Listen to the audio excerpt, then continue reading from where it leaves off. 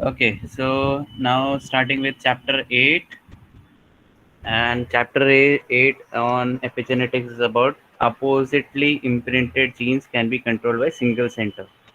Okay, oppositely imprinted genes मतलब क्या, पहला वो देखते हैं. अपोजिटली इम्प्रिंटेड मतलब क्या, एक बार एक पर्टिकुलर जीन फंक्शन करेगा एंड दूसरी बार दूसरे केस में इट विल नॉट फंक्शन. ठीक है, and is controlled by single centre मतलब एक वन पर्टिकुलर सेंटर है. It is controlling if a particular gene will work और नॉट. समझा ऊपर से गया?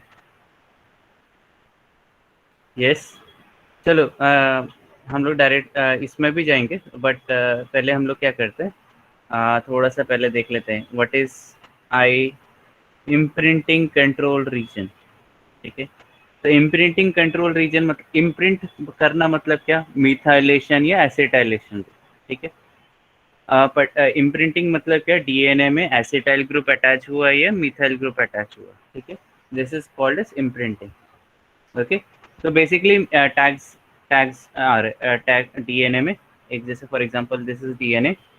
ओके, एंड जैसे हम लोगों ने सीजी आइलैंड्स देखे तो इधर क्या हो गया, मिथाइल टैग लग गया. ठीक है, this is called as imprinting. Imprinting. Okay, and this can be pass from generation to generation. It depends कि कौन से ऑर्गेनिज्म में हो रहा है, कौन से यूकैरियोटिक ऑर्गेनिज्म में हो रहा है. ओके, ये इंपॉर्टेंट है. समझ रहे हो? यस नो बता दो मुझे. ऊपर से गया? समझा? यस. अगर समझा तो यस टाइप करो. Yes. Yes, sir. Rutuja, Ritika, Deepali. Yes, sir. Okay.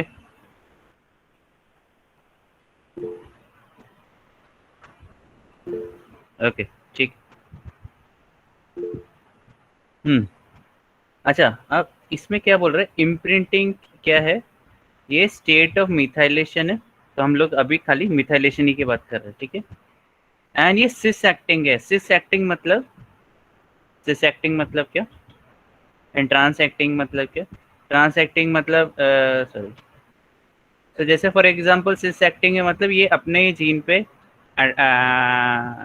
Act कर रहा है. एंड ट्रांस एक्टिंग मतलब क्या, अगर दो अलील्स है तो अगर इसका एक प्रोडक्ट है तो ये इधर भी एक्ट करेगा. ठीक है, तो इसमें ये होता है ट्रांस. ओके, ट्रांस एक्टिंग मतलब अगर ये एक पर्टिकुलर प्रोडक्ट जनरेट कर रहा है तो दिस प्रोडक्ट में इन्फ्लुएंस अनदर अलील. मतलब वही अलग से मतलब जैसे for example this is A and this is a prime. ठीक है, अगर ये कुछ प्रोडक्ट जनरेट करता है तो ये इसको भी अफेक्ट कर रहा है, तो वो ट्रांस एक्टिंग हो जाता है. बट इधर क्या बोला है, इट इज स्ट्रिक्टली क्या है, वो सिस एक्टिंग है. ठीक है, ये इंपॉर्टेंट है. ठीक है, समझा सिस एक्टिंग ट्रांस एक्टिंग, समझा? ये सिंपल, एकदम सिंपल लैंग्वेज में. ठीक है, तो ये यस नो बता दो मुझे. Cis acting trans acting Yes, sir. समझा? यस. ओके, ठीक है. चलो, किसी को रिपीट तो नहीं चाहिए ना? शुभम समझ रहा है? हाँ यस सर. ओके, ठीक है. ओके, अब इसमें एक चीज़ और बोली गई है.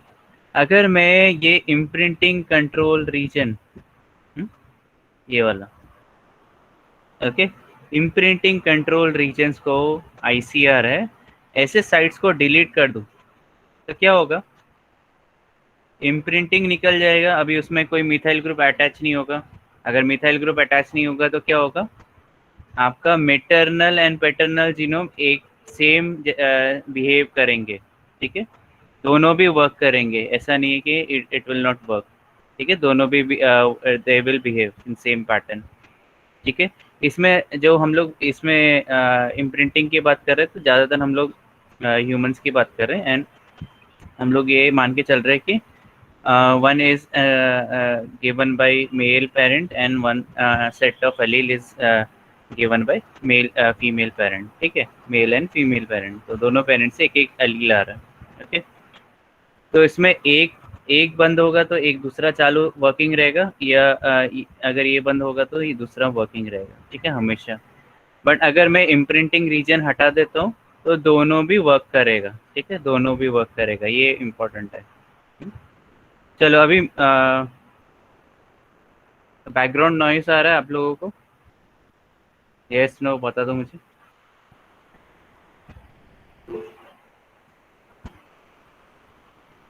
ओके, ठीक है, ठीक है, no problem, okay, thank you, thank you. Okay, so अभी इधर फोकस करो।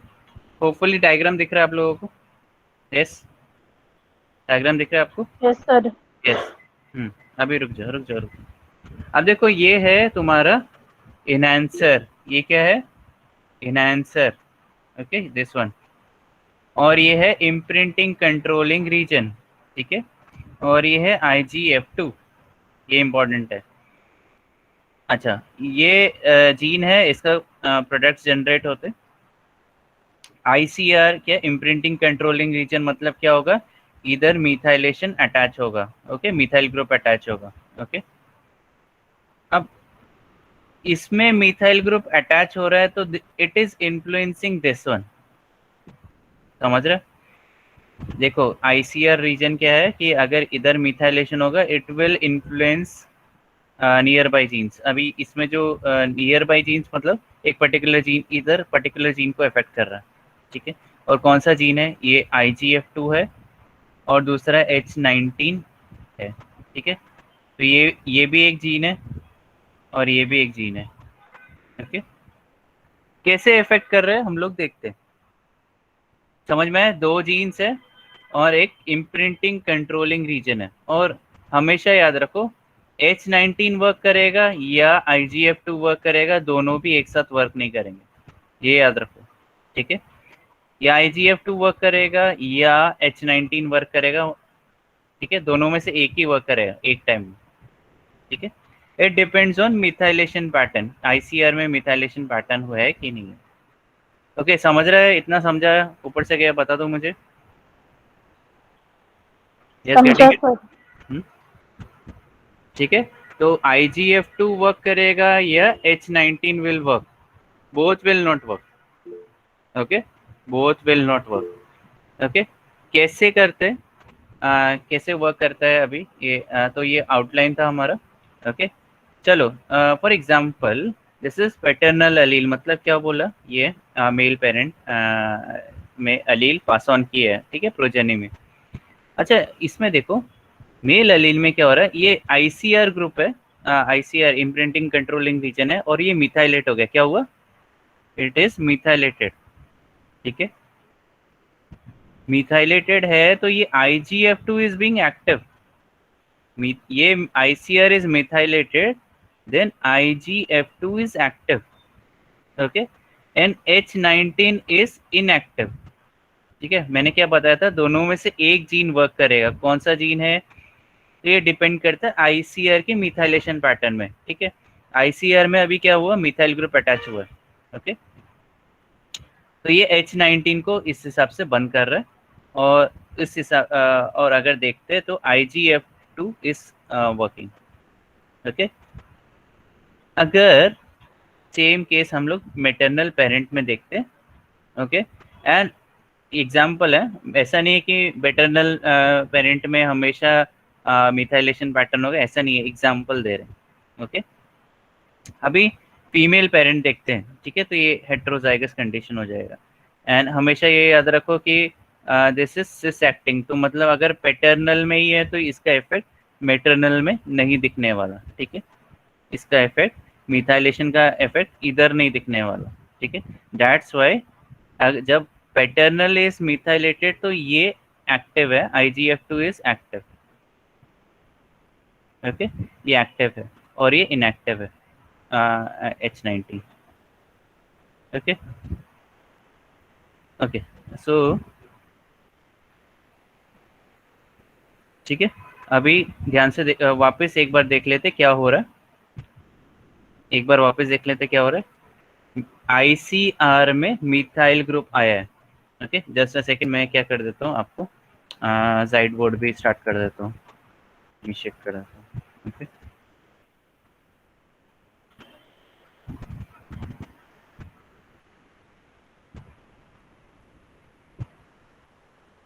ओके, सो इसमें क्या बोला हम लोगों ने, होपफुली साइड बोर्ड दिख रहा है आप लोगों को।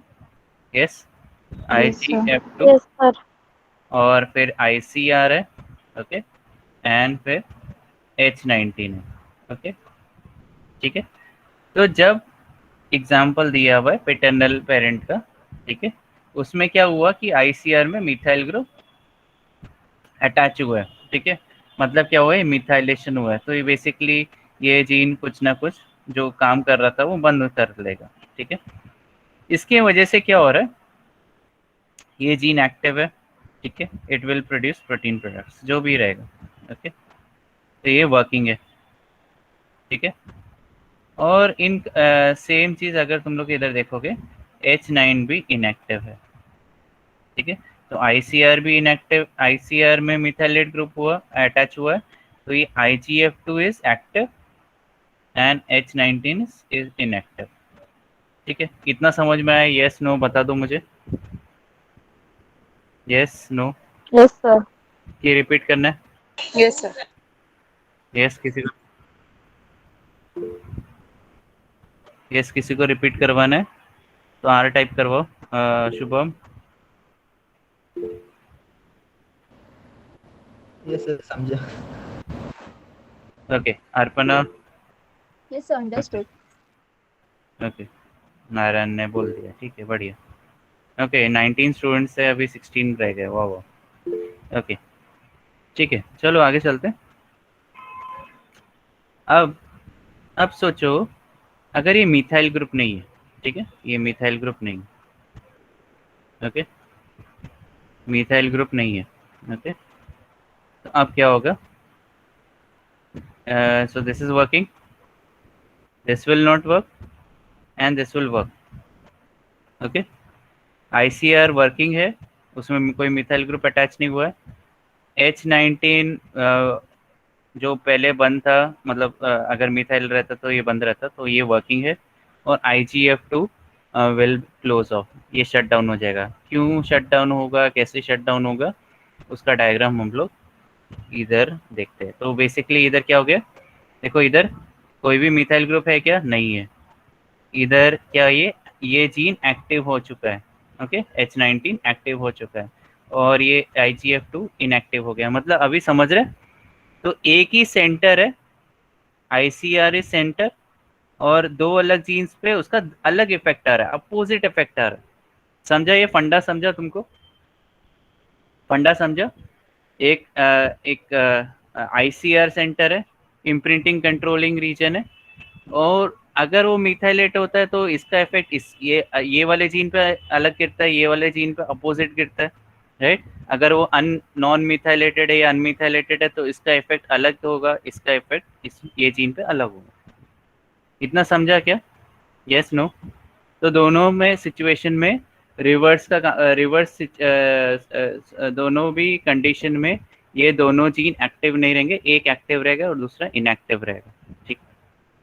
तो ये दोनों का जो रिएक्शन है या जो भी है, इट इज अपोजिट, ठीक है, ये एक्टिव है ये केस में, ये इनएक्टिव है, ये इनएक्टिव है, तो ये एक्टिव है। अब क्यों होता है, कैसे होता है, वो हम लोग नेक्स्ट स्लाइड में देखेंगे।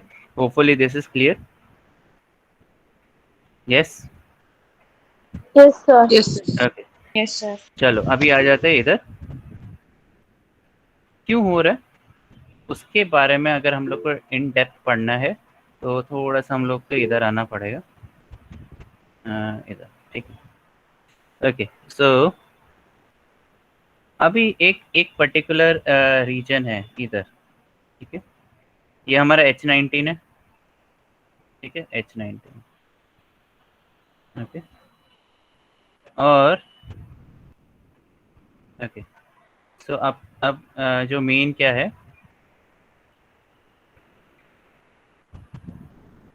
मेन जो इधर इधर जो एक मिनट, हाँ इधर, ठीक है, तो एक इनहेंसर, अभी देखो कभी भी ICR इज मिथाइलेटेड, जैसे ये वाले केस में था, ये वाले केस में था, फर्स्ट केस में था, ओके, ये फर्स्ट केस में दिख रहा है आपको, ये मिथाइलेटेड है, ठीक है, दिस इज मिथाइलेटेड। ओके, और IGF2 इज एक्टिव। क्यों एक्टिव है? क्योंकि एक और जीन है दिस इज H19, और एक इन्हांसर जीन है इधर, थोड़ा सा ग्रीन कलरिश है, आपको अगर नहीं दिख रहा है तो होपफुली इधर दिख जाएगा। ठीक है, ये ग्रीन कलरिश है। Okay, now what is this green colour thing? ये एक अलग जीन है जो कि इन्हांसर का काम करता है। इन्हांसर मतलब क्या? इन्हांसर मतलब क्या? ट्रांसक्रिप्शन को इंक्रीज करना। ठीक है, तो इसमें ये इन्हांसर किसको ट्रांसक्रिप्शन की इंक्रीज कर रहा है? किसको ट्रांसक्रिप्शन का इंक्रीज कर रहा है? IGF2 के ट्रांसक्रिप्शन को इंक्रीज कर रहा है। मतलब ये इसको इनएक्टिव स्टेट से एक्टिव स्टेट में कन्वर्ट कर रहा है। इतना समझा? ऊपर से क्या बता दो मुझे, वापस समझो। देखो, ये H19 इधर है और ये इनहैंसर है। ठीक है, और इधर लिखा हुआ है। तो ये जो इनहैंसर जीन है, इसके जो प्रोटीन प्रोडक्ट रहेगा वो IGF2 में जाके बैठेगा, and then this IGF2 will become active.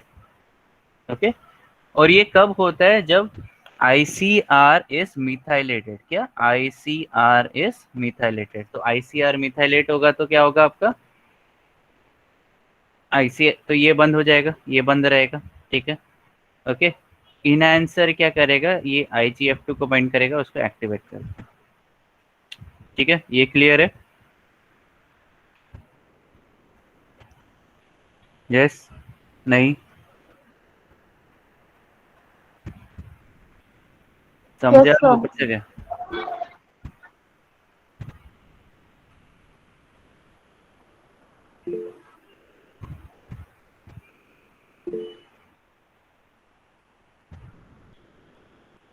Okay, check करना तो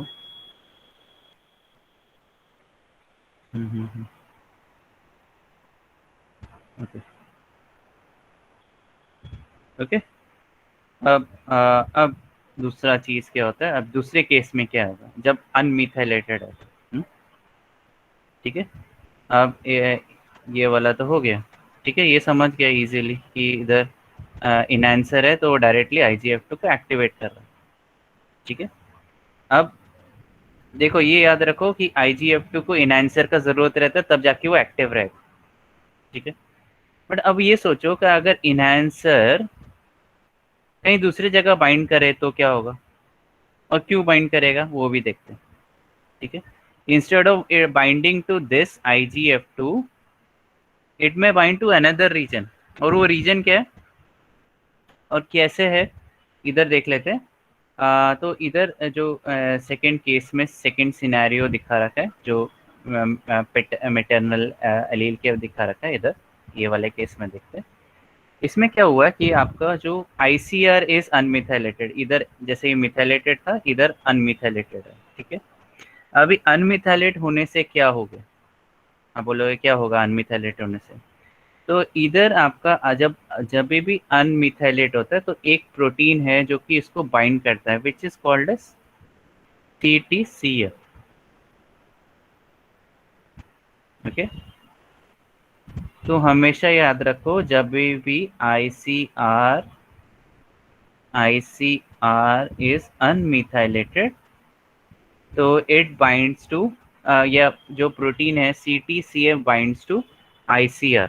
ठीक है, इधर इधर जाके बाइंड कर लेगा। अब आप बोलोगे CTCF अगर बाइंड किया तो उसका क्या बड़ा क्या होने वाला? It plays a very important role. ठीक है, ये याद रखो। तो अनमिथाइलेटेड ICR में CTCF जाके बाइंड करेगा। अब बाइंड हो गया तो क्या करेगा? अच्छा, तो बाइंड करने से क्या होता है, ये जो प्रोटीन और DNA का जो कॉम्प्लेक्स है, जब भी इनहैंसर जब बनेगा, ठीक है, अभी ये इनहैंसर इधर बन ही रहे हैं, इसमें भी बन रहा है, ये केस में भी बन रहा है, बट थिंग इज जब इनहैंसर बनेगा, this protein and DNA complex will bind to this enhancer. ठीक है, तो ये इनहैंसर को इधर से इधर नहीं जाने दे रहे, ये इधर ही इसको बाइंड करके रख रहे हैं। तो मतलब अगर मैं इनहैंसर को दूसरे कलर में बना दूँ तो बेटर रहेगा। ठीक है, तो ये पिंक कलर का इनहैंसर है। ओके, और ये क्या हो गया?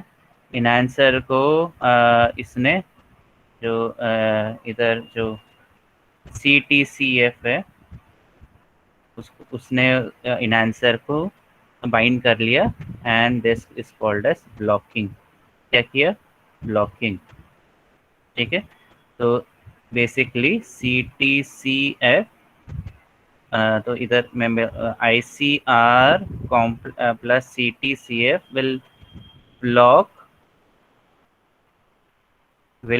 किसको ब्लॉक कर रहा है? इनहैंसर को ब्लॉक कर रहा है। ठीक है, इट विल ब्लॉक इनहैंसर। ठीक है, ओके।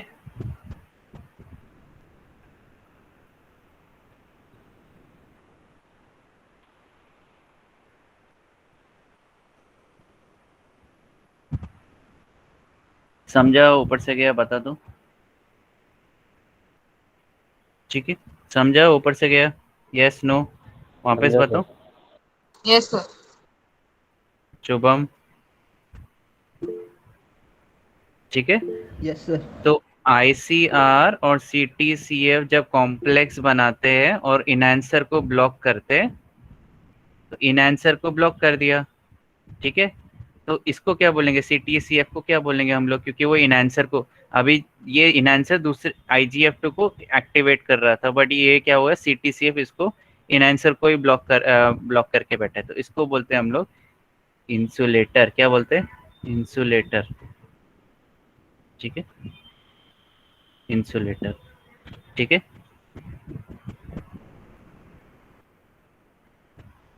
ठीक है, तो ये इंसुलेटर है। ठीक है, एक टाइप का इंसुलेटर है जो इनहैंसर को ब्लॉक कर रहा है। अच्छा, आप बोलोगे कि इंसुलेटर कभी काम नहीं करता जब मिथाइलेटेड रहेगा, तो CTCF will not able to bind to ICR और तभी इंसुलेटर काम नहीं करेगा। सिंपल है। ठीक है, तो इधर क्या हो रहा है? इंसुलेटर ब्लॉक हो इंसुलेटर जब मिथाइलेशन होगा तो इंसुलेटर बनेगा नहीं। सिंपल है।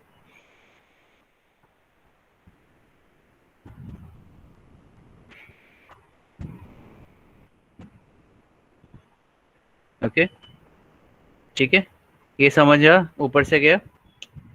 चलो एक बार वापस देख लेते क्या क्या हुआ। कि जब भी मिथाइलेशन होगा ICR का, इनहैंसर है। अभी देखो ये इधर इसको ये अलग वर्ड है, H19 इज अलग वर्ड और इनहैंसर इज अलग वर्ड। ठीक है, अलग जीन है ये। ओके, ग्रीन ये इधर जो ग्रीनिश दिख रहा है वो इनहैंसर है और H19 तुम्हारा इधर है। ठीक है, ओके, तो या ये वर्क करेगा या IGF2 वर्क करेगा। अभी इनहैंसर क्या करता है? IGF2 को एक्टिवेट करता है। ठीक है, IGF2 को एक्टिवेट करता है। ओके, ये इनहैंसर इसको एक्टिवेट कर देता है। ओके, जब भी कब में एक्टिवेट करेगा? जब मिथाइलेशन पैटर्न ICR में मिथाइलेशन पैटर्न। चलो इनएक्टिव कब हो रहेगा? अभी ये जो ICR है वो अनमिथाइलेटेड है, तो इसमें क्या होगा? CTCF मॉलिक्यूल आके बाइंड करेगा इधर, और जो इनहैंसर बन रहा है वो इधर आके इसको ये इनहैंसर को बाइंड कर रहा है। तो इनहैंसर जब बाइंड करेगा CTCF को, ठीक है, तो क्या होगा? ये इनहैंसर ब्लॉक हो जाएगा, मतलब ये आगे नहीं जा पाएगा। इधर आगे नहीं जा पाएगा तो IGF2 will remain inactive. Okay, ठीक है, होपफुली समझ में आया रहेगा। सिंपल, बहुत सिंप्लीफाइड करके दिया है मैंने।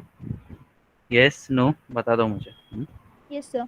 Yes Yes, okay, sir.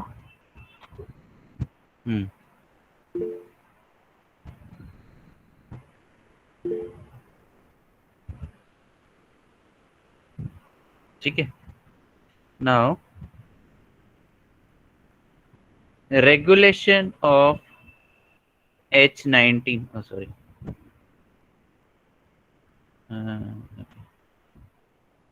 Okay, तो H19 तो ये क्या हो रहा है? हम लोगों ने देखा कि ICR मिथाइलेट हो रहा है तो H19 भी बंद हो गया। ओके, एंड IGF2 एक्टिव रहेगा। वेयर एज जब अनमिथाइलेटेड रहता है तो H19 भी वर्किंग रहता है। ठीक है, H19 वर्क करता है। ओके, नाउ ये रेगुलेशन कैसे होता है? It depends on ICR is methylated और नॉट मिथाइलेटेड। ओके, तो जब भी मिथाइलेशन रहेगा तो इनएक्टिव रहेगा क्योंकि वो बाजू में। ठीक है, अब थोड़ा सा इधर देख लेते हैं, इधर देखो। ठीक है, तो ये क्या है? ICR है। ठीक है, ये मिथाइलेटेड है तो इसके बाजू में। ठीक है, तो ये करीबन थोड़ा सा इसका इफेक्ट आएगा और इसकी वजह से ये जो इसका जो वर्किंग है H19 का वर्किंग इफेक्ट करेगा। ओके, ये बंद हो जाएगा। वेयर एज IGF-2 देखोगे तो फिजिकली एज एट डिस्टेंट, तो उसका इफेक्ट इतना नहीं आएगा मिथाइलेशन का। ठीक है, hopefully this is clear. No, yes, no बता दो मुझे। Yes, sir. हम्म, ठीक है। अब हो सकता है कि मिथाइलेशन अभी देखो हम लोगों ने क्या देखा, इधर एक बार देख लेते हैं। हाँ, तो इधर मिथाइलेशन हो रहा है। ठीक है, okay, and this is the gene. Okay, H19 का। अभी इसके जो प्रमोटर्स रहेंगे वो इधर रहेंगे, राइट, H19 के जीन्स के। तो जो ये मिथाइलेशन हो रहा है, ओके, मिथाइलेशन हो रहा है तो ये इनएक्टिवेट हो रहा है। हाँ, इसका जो इफेक्ट है इसके ऊपर भी गिर सकता है, promoters and operator, that's why this gene is inactivated. ठीक है, जब भी ये मिथाइलेट होगा। ओके, और जब ये मिथाइलेट नहीं होगा तो ऑब्वियसली इसका इफेक्ट कोई मिथाइलेशन पैटर्न नहीं है, सॉरी, मिथाइलेशन नहीं है, तो इसके promoter and operator will be functional in nature. ठीक है, hopefully this is clear. Okay,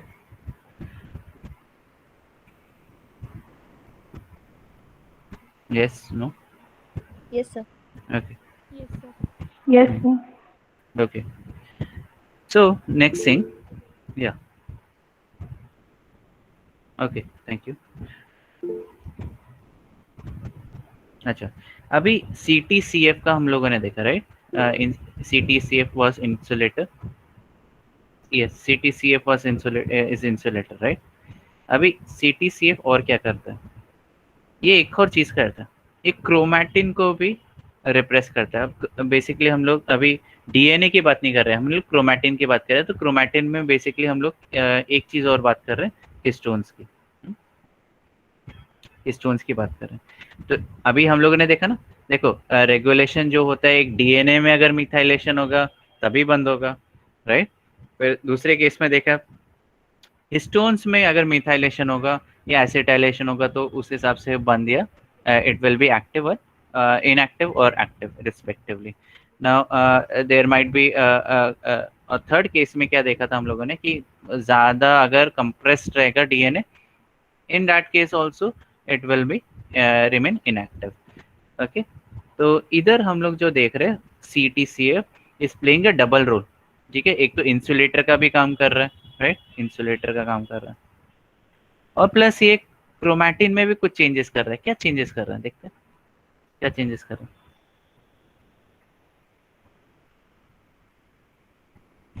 है। ओके, ये रिप्रेस कर रहे हैं H3K27 trimethylation and IGF independent of repression of DNA hypermethylation। Okay, so basically एक मिनट, एक मिनट।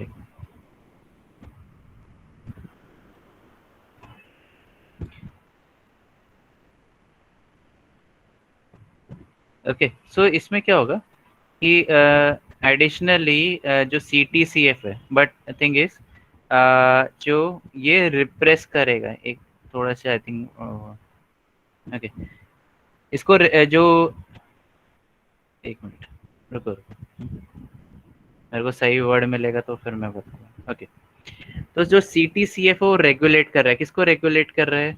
आपका हिस्टोन्स को रेगुलेट कर रहा है। कैसे रेगुलेट कर रहा है?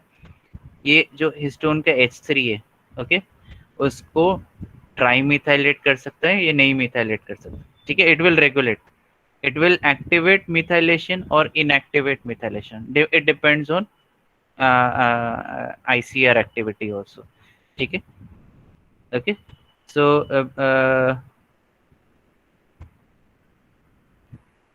यस, समझ रहे हो ऊपर से जा रहा है? फिर से मैं बोल रहा हूँ, CTCF क्या करता है, रेगुलेट करता है। किसको रेगुलेट कर रहा है, हिस्टोन्स के मिथाइलेशन को रेगुलेट कर रहा है। ओके, मिथाइल, ठीक है। तो ये मिथाइलेट कर सकता है या या नहीं मिथाइलेट कर सकता है, मतलब रेगुलेट कर रहा है, ठीक है। It is regulating histone methylation और डीमिथाइलेशन, ठीक है।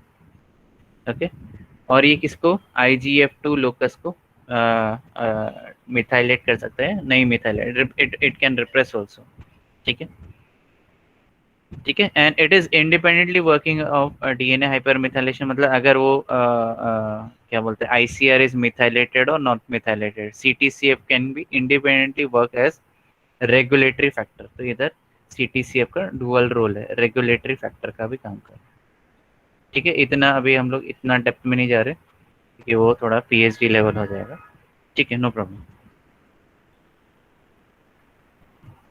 ठीक है। तो जो CTCF का भी एक मेजर रोल है, it can contribute to imprinting. Imprinting मतलब मिथाइलेशन डाल सकता है, और कौन किस में मिथाइलेशन डाल सकता है, H19 एंड IGF2 दोनों में मिथाइलेट कर सकता है, नहीं मिथाइलेट करना, मतलब basically it is playing a regulatory role, ठीक है। CTCF is playing a regulatory role,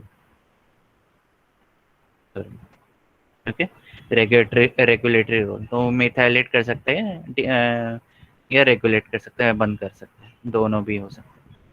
hopefully समझ में आया। ये लास्ट पॉइंट थोड़ा सा कंफ्यूजिंग है, बट खाली ये याद रखो, CTCF can also play a role in regulating, regulation का रोल करता है, ठीक है।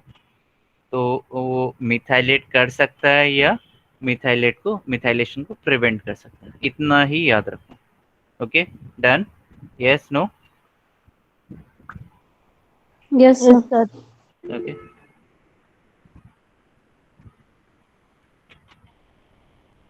यस शुभम, हाँ यस सर। ओके, ठीक है। So hopefully we will cover it by today. Only I think 10 slides are remaining, 10 or 11, let's see, just a second.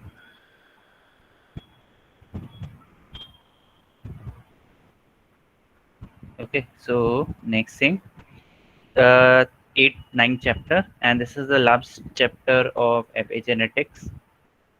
फिर CRISPR Cas9, if possible we will cover it by tomorrow morning, and we will cover complete unit 4, and then we will jump to unit 2. Okay, development biology. Okay, now let's see, 9 chapter, epigenetic effects can be inherited, ये question mark है इधर, ठीक है। Epigenetic effect क्या inherit कर सकते हैं क्या, ये क्वेश्चन मार्क है, ओके। सो इनहेरिट मतलब it, whether it can be pass from generation to generation, मतलब अगर आप में वो सेम मिथाइलेशन पैटर्न है, तो सेम मिथाइलेशन पैटर्न क्या आपके प्रोजेनी में भी नेक्स्ट जनरेशन में जाएगा कि नहीं जाएगा, it is a big question mark, okay. So humans में it is different, and micro eukaryotes हो गए या प्लांट्स हो गए, उनमें डिफरेंट होता है, ठीक है, डिफरेंट मैकेनिज्म्स हैं, ओके। आपको शायद सैक्रोमाइसिस सर्विसिए में को, क्योंकि obviously it is a eukaryote, it also it is also involved in sexual reproduction, but think is कि उसमें आपको एपिजेनेटिक इफेक्ट नहीं दिखाया जाएगा, ठीक है। whereas in plants it would be different pattern, it can the epigenetic effect can be passed from generation to generation. humans में शायद प्राइमोर्डियल जर्म लाइन सेल्स में शायद इरेज हो जाए, तो हम लोग देखते वन बाय वन देखते, तो इतना कंफ्यूज नहीं करता मैं स्टार्टिंग में, ठीक है। चलो आगे चलते। तो एपिजेनेटिक इनहेरिटेंस की बात हो रही है, इनहेरिटेंस मतलब it whether it is passed from one generation to next generation, ठीक है, ओके।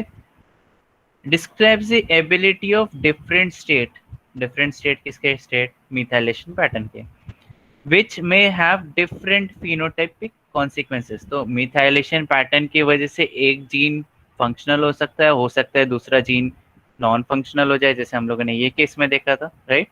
इसमें क्या हो रहा था, एक जीन फंक्शनल हो रहा था, एक जीन नॉन फंक्शनल हो रहा था, है ना, राइट। ये जीन फंक्शनल हो रहा था, ये जीन नॉन फंक्शनल हो रहा था, ये वाला, सॉरी, ठीक है।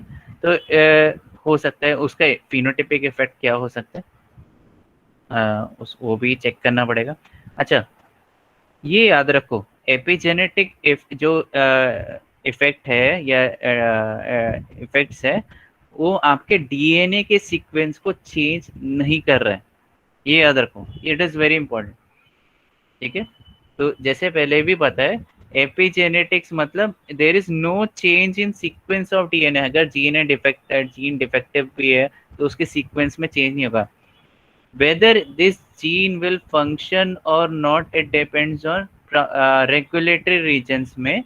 अगर मिथाइल पैटर्न आ गया तो ये वर्क नहीं करेगा, अगर मिथाइल पैटर्न आ गया तो ये इट विल वर्क।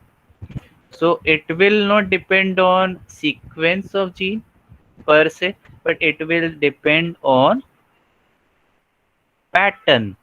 कौन सा पैटर्न, मिथाइलेशन पैटर्न, जो कि रेगुलेटरी रीजन में है। ओके, होपफुली समझ रहे। Yes, sir. Yes everyone, Yes, sir. ठीक है।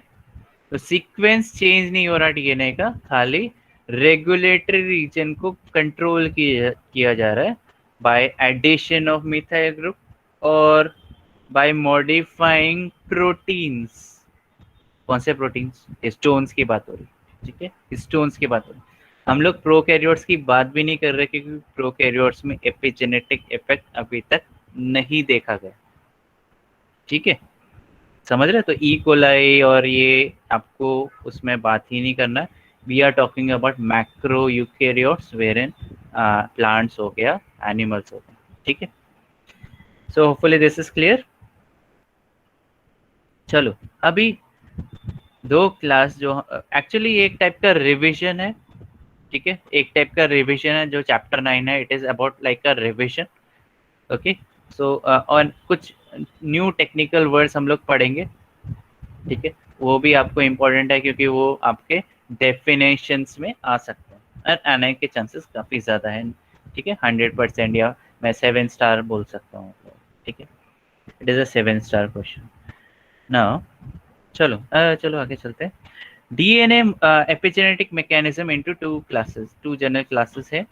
कैसे डीएनए को मॉडिफाई कर दो, कैसे मॉडिफाई करेंगे, कुछ ना कुछ टैग्स अटैच कर सकते हैं, जैसे मिथाइलेशन पैटर्न, ठीक है, और ये परपेचुएट हो सकता है, मतलब it can be pass from one generation to another, it depend, humans है, प्लांट्स है, या फंगाई है, जो भी है, ठीक है, आगे चलते हैं। ओके, नेक्स्ट है, two alleles with same sequence में have different states of methylation. अभी क्या, जैसे मैंने इधर पहले भी बताया कि आपका दो सेम डीएनए है, ठीक है, ये भी ए डीएनए है, ये भी ए डीएनए है, बट इसमें मिथाइल ग्रुप अटैच हुआ है, इसमें मिथाइल ग्रुप अटैच नहीं हुआ, तो this would be functional, this would be non functional. Simple है। Yes everyone, is it okay, समझ रहे हैं, यस नो, सो रहे हो या Yes, पीछे, sir. पक्का। Yes, sir. Yes, So sir. Yes, sir. yeah, so this chapter would be completed in 20 to 25 minutes, तो ज़्यादा आपको टेंशन लेने का ज़रूरत नहीं है। ओके, जस्ट अ सेकेंड, लोग जा रहे हैं, I don't know, there might be some issue with software, please rejoin.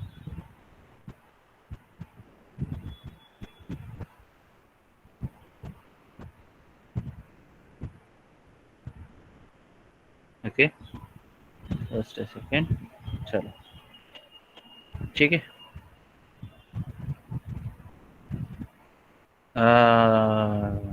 Okay, so there are 14 students are there. Previously it was 17. Okay, so 3 students का कुछ हो रहा है। Okay, चलो आगे चलते हैं। So next है तो डीएनए मॉडिफाई हो रहा है, तो डीएनए मॉडिफाई कैसे हो रहा है उसमें, देखो डीएनए के सीक्वेंस में चेंज नहीं आ रहा है, सीक्वेंस इज सेम। ओके, खाली आपका रेगुलेटरी रीजन में मिथाइलेशन ग्रुप अटैच्ड है या नहीं है, it it it will dictate कि ये मॉडिफिकेशन होगा कि नहीं होगा। ठीक है, मतलब ये वर्क करेगा, जीन विल वर्क और नॉट। ठीक है, इतना सिंपल है। आगे चलते, ओह माय गॉड। ठीक है, नेक्स्ट आगे वाला है सेल्फ परपेचुएटिंग प्रोटीन स्टेट। ये कहीं पढ़ा है सेल्फ परपेचुएटिंग प्रोटीन स्टेट? तो होपफुली आप लोगों को याद है कि इधर देख लेते हैं थोड़ा सा, भाई ऊपर जा। ओके, तो इधर हम लोगों ने एक बहुत पहले चैप्टर में देखा था जिसमें इधर ऐसे कुछ प्रोटीन्स अटैच हो गए थे, राइट? चलो ये 6 बना दिए, 6 बना दिए ना, 1 2 3 4 5 6। ओके, और जब ये डिवाइड होता है तो जो डॉटर स्ट्रैंड्स में, डॉटर डीएनए में 3 3 चले जाते हैं। ठीक है, सॉरी सॉरी सॉरी, थोड़ा आजू बाजू 1 2 3 और इधर 1 2 3। ठीक है, ऐसे डॉटर स्टैंड में चले जाते हैं, एंड देन ये क्या करते हैं, ये नया फिर प्रोटीन को असेंबल करवाते हैं। ओके, ठीक है, यस। तो होपफुली आप लोगों को ये याद है self perpetuating protein state, yes no? Hopefully याद रहेगा। यस, बता दो मुझे याद है कि नहीं है। एक मिनट,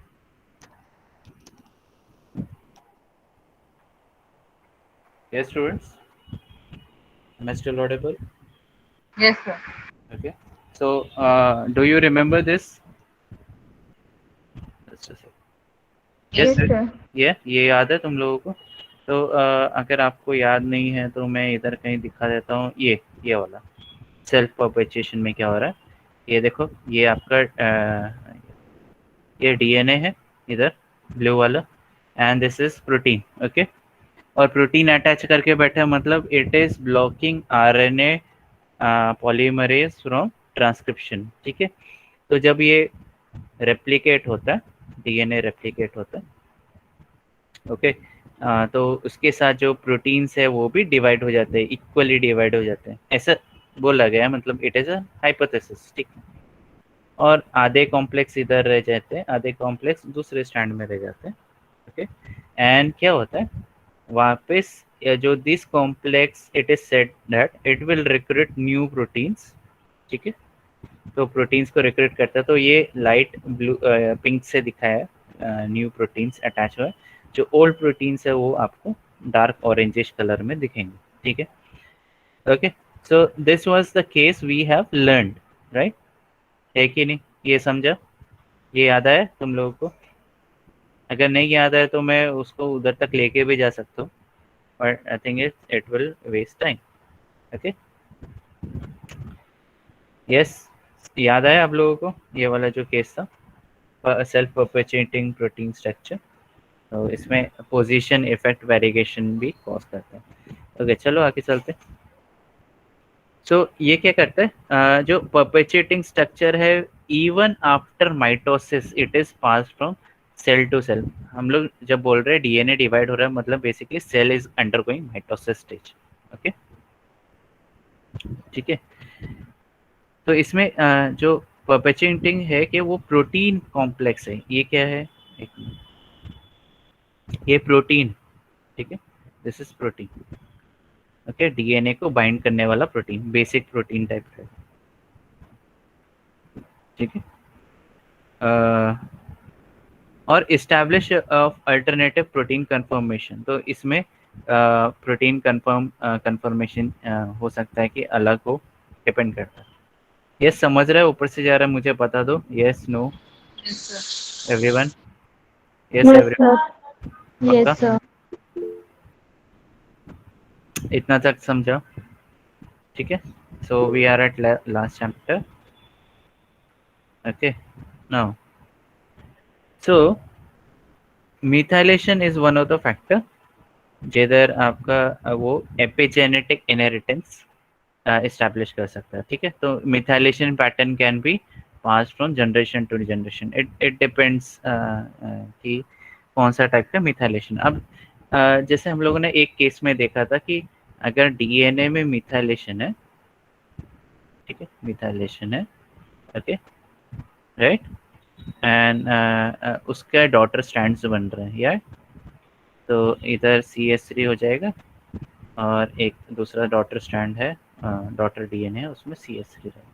तो इसको होपफुली आप लोगों को याद है, हेमी मिथाइलेटेड स्टेट याद रहेगा आपको, इसमें एक नया डॉटर, ये पेरेंटल डीएनए है, ये डॉटर डीएनए, ये डॉटर डीएनए, पेरेंटल डीएनए, ठीक है। अब क्या होगा, इसमें आएगा मेंटेनेंस मिथाइल ट्रांसफरेज, होपफुली आप लोगों को याद है, मेंटेनेंस मिथाइल ट्रांसफरेज। तो ये क्या हो रहा है, मेंटेन कर रहा है, किसको मेंटेन कर रहा है, इधर ये मिथाइल ग्रुप को डाल देगा, ठीक है, ओके, डॉटर स्ट्रैंड दिखने का, तो इधर ये मिथाइल डॉटर डीएनए में मिथाइल ग्रुप डालेगा, ओके, ठीक है, एट सेम सीक्वेंस, ओके। तो ये मेंटेन करता है मिथाइल को, मिथाइलेशन पैटर्न को सेम रखता है, ओके। और this is working constitutively, constitutively मतलब 24/7 365 डेज दिस इज वर्किंग, ठीक है। और जैसे डीएनए डिवाइड होगा तो उसके डॉटर स्ट्रैंड्स में वो मिथाइल ट्रांसफर कर देगा, ओके, ठीक है। तो it will restore methylated state after each replication cycle of replication, ठीक है। तो डॉटर डीएनए में वो मिथाइल ग्रुप डालता जाएगा जिधर भी मिथाइलेशन हुआ, मिथाइलेशन अकर हुआ इधर, ऐसा, ओके, ठीक है, समझा ये? Yes, Yes, sir. नो, पक्का? Yes, sir. तो ये मियोसिस में तो नहीं देखा गया, बट माइटोसिस में देखा गया। माइटोसिस में जैसे आपके स्किन सेल डिवाइड होते हैं या हार्ट सेल डिवाइड होते हैं, तो उसमें आप ये काफी अच्छे से देखा गया। And this is a default, ये सोमैटिक माइटोसिस में ही देखा गया। सोमैटिक मतलब आपके नॉर्मल स्किन सेल्स हो गए, ठीक है। It is not observed in आपका जर्म लाइन सेल्स, ठीक है। और ये सोमैटिक्स माइटोसिस में आपका ये डिफॉल्ट सिचुएशन है कि methyl transferase, maintenance methyl transferase methyl को डाल देगा, सिंपल है, ठीक है। आगे चलते हैं। Methylation can also be perpetuate through meiosis, कहीं कहीं जगह मियोसिस में भी मिथाइलेशन परपेचुएट हो जाता है, मतलब it is pass from generation to generation. अब ये ह्यूमंस में होता है क्या? नहीं, किधर देखा गया? फंगस में देखा गया। कौन सा फंगस? एस्कोबोलस, ठीक है। और इसमें क्या देखा गया कि एपिजेनेटिक स्टेट या effect it is transmitted in both mitosis and meiosis, ठीक है, समझा ऊपर से गया? यस स्टूडेंट्स, समझा सर।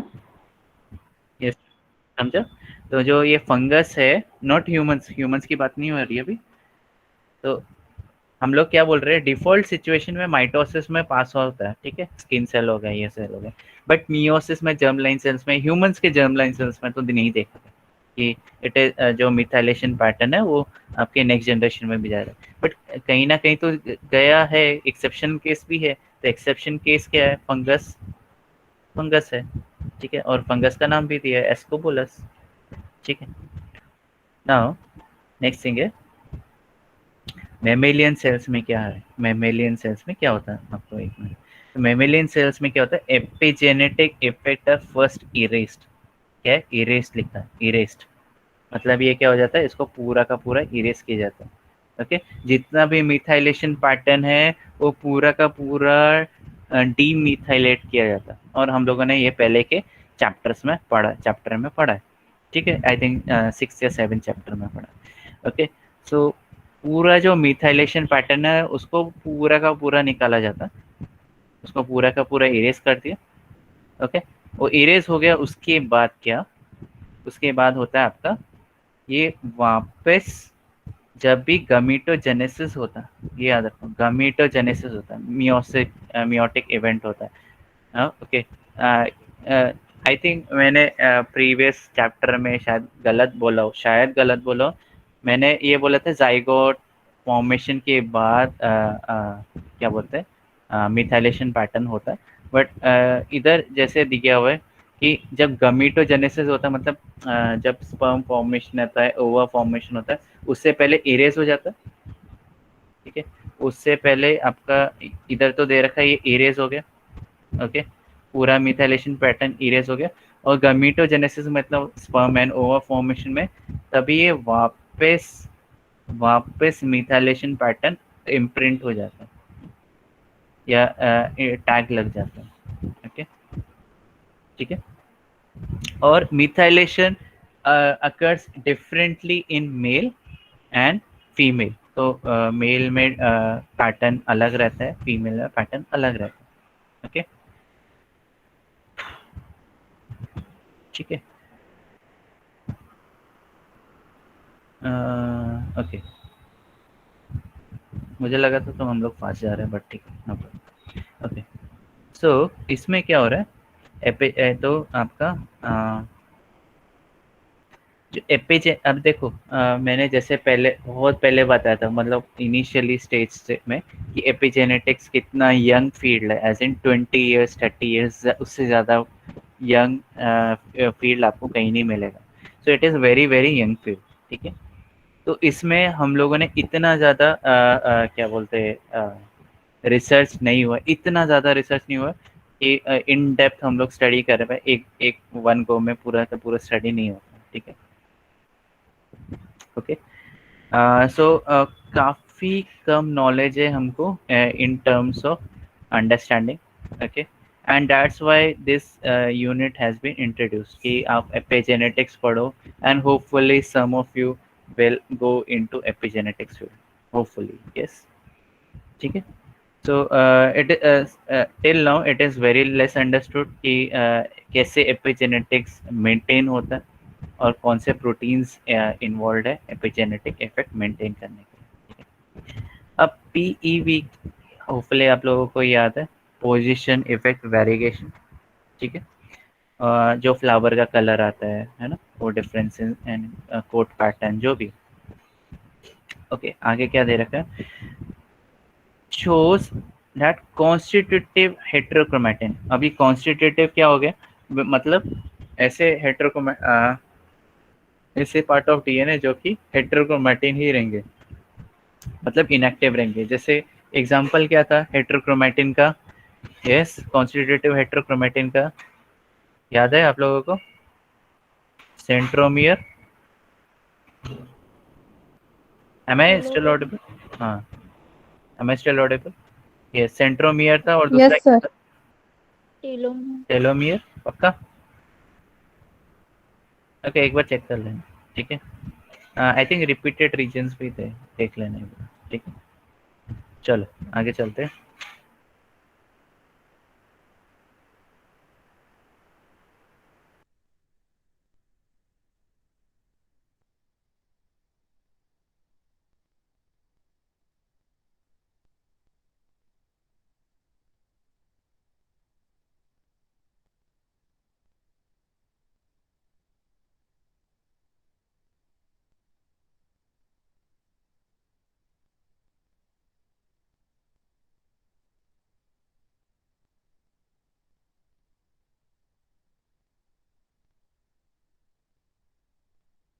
रेड है हेट्रोक्रोमेटिन का, वो रुक जाता है। Okay, so I was lost some, I think. Am I still audible? Yes sir. मैं बीच में चला गया था। यस। ओके, ठीक है, 10 सेकेंड। ओके, फिर से मैं बताता हूँ। तो पोजीशन हम लोगों ने ये देखो, ये वाला जो जीन है, इसमें हम लोगों ने देखा था कि एक बार ये heterochromatic state, am I still audible everyone? Yes, sir. Yes, sir. Yes, yes. So इसमें क्या है, ये जो आपका इधर देखो, ये आपका हेटेरोक्रोमेटिन फॉर्मेशन हुआ, ठीक है, ये इधर ये बंद हो गया, इधर प्रोटीन ग्रुप्स आ गए, तो इट विल बिकम हेटेरोक्रोमेटिक। फिर ये क्या होता है, स्प्रेड होता रहता है, ओके, इधर प्रोटीन्स आते रहते हैं, ओके, एंड ये जितने भी जीन्स है उसको इनएक्टिवेट करता रहता है।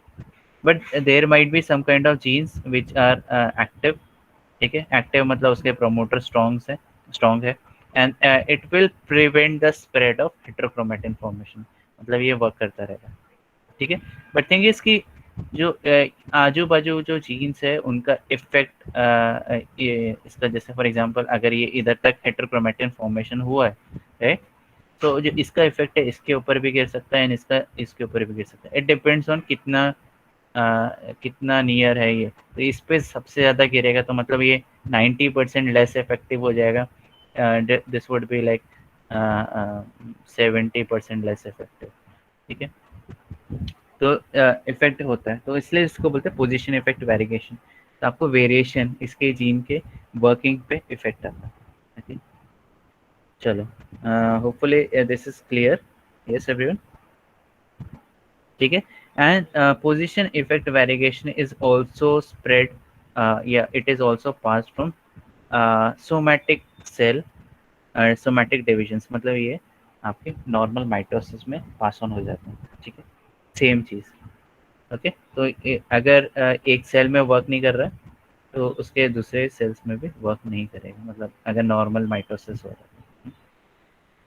अब इंटरेस्टिंग फैक्ट है सैक्रोमाइसिस का, it should be underlined here, ठीक है। इधर सैक्रोमाइसिस में मिथाइलेशन पैटर्न नहीं देखा गया, इंटरेस्टिंग, बहुत इंटरेस्टिंग फैक्ट है कि सैक्रोमाइसिस में मिथाइलेशन पैटर्न नहीं देखा गया, okay okay.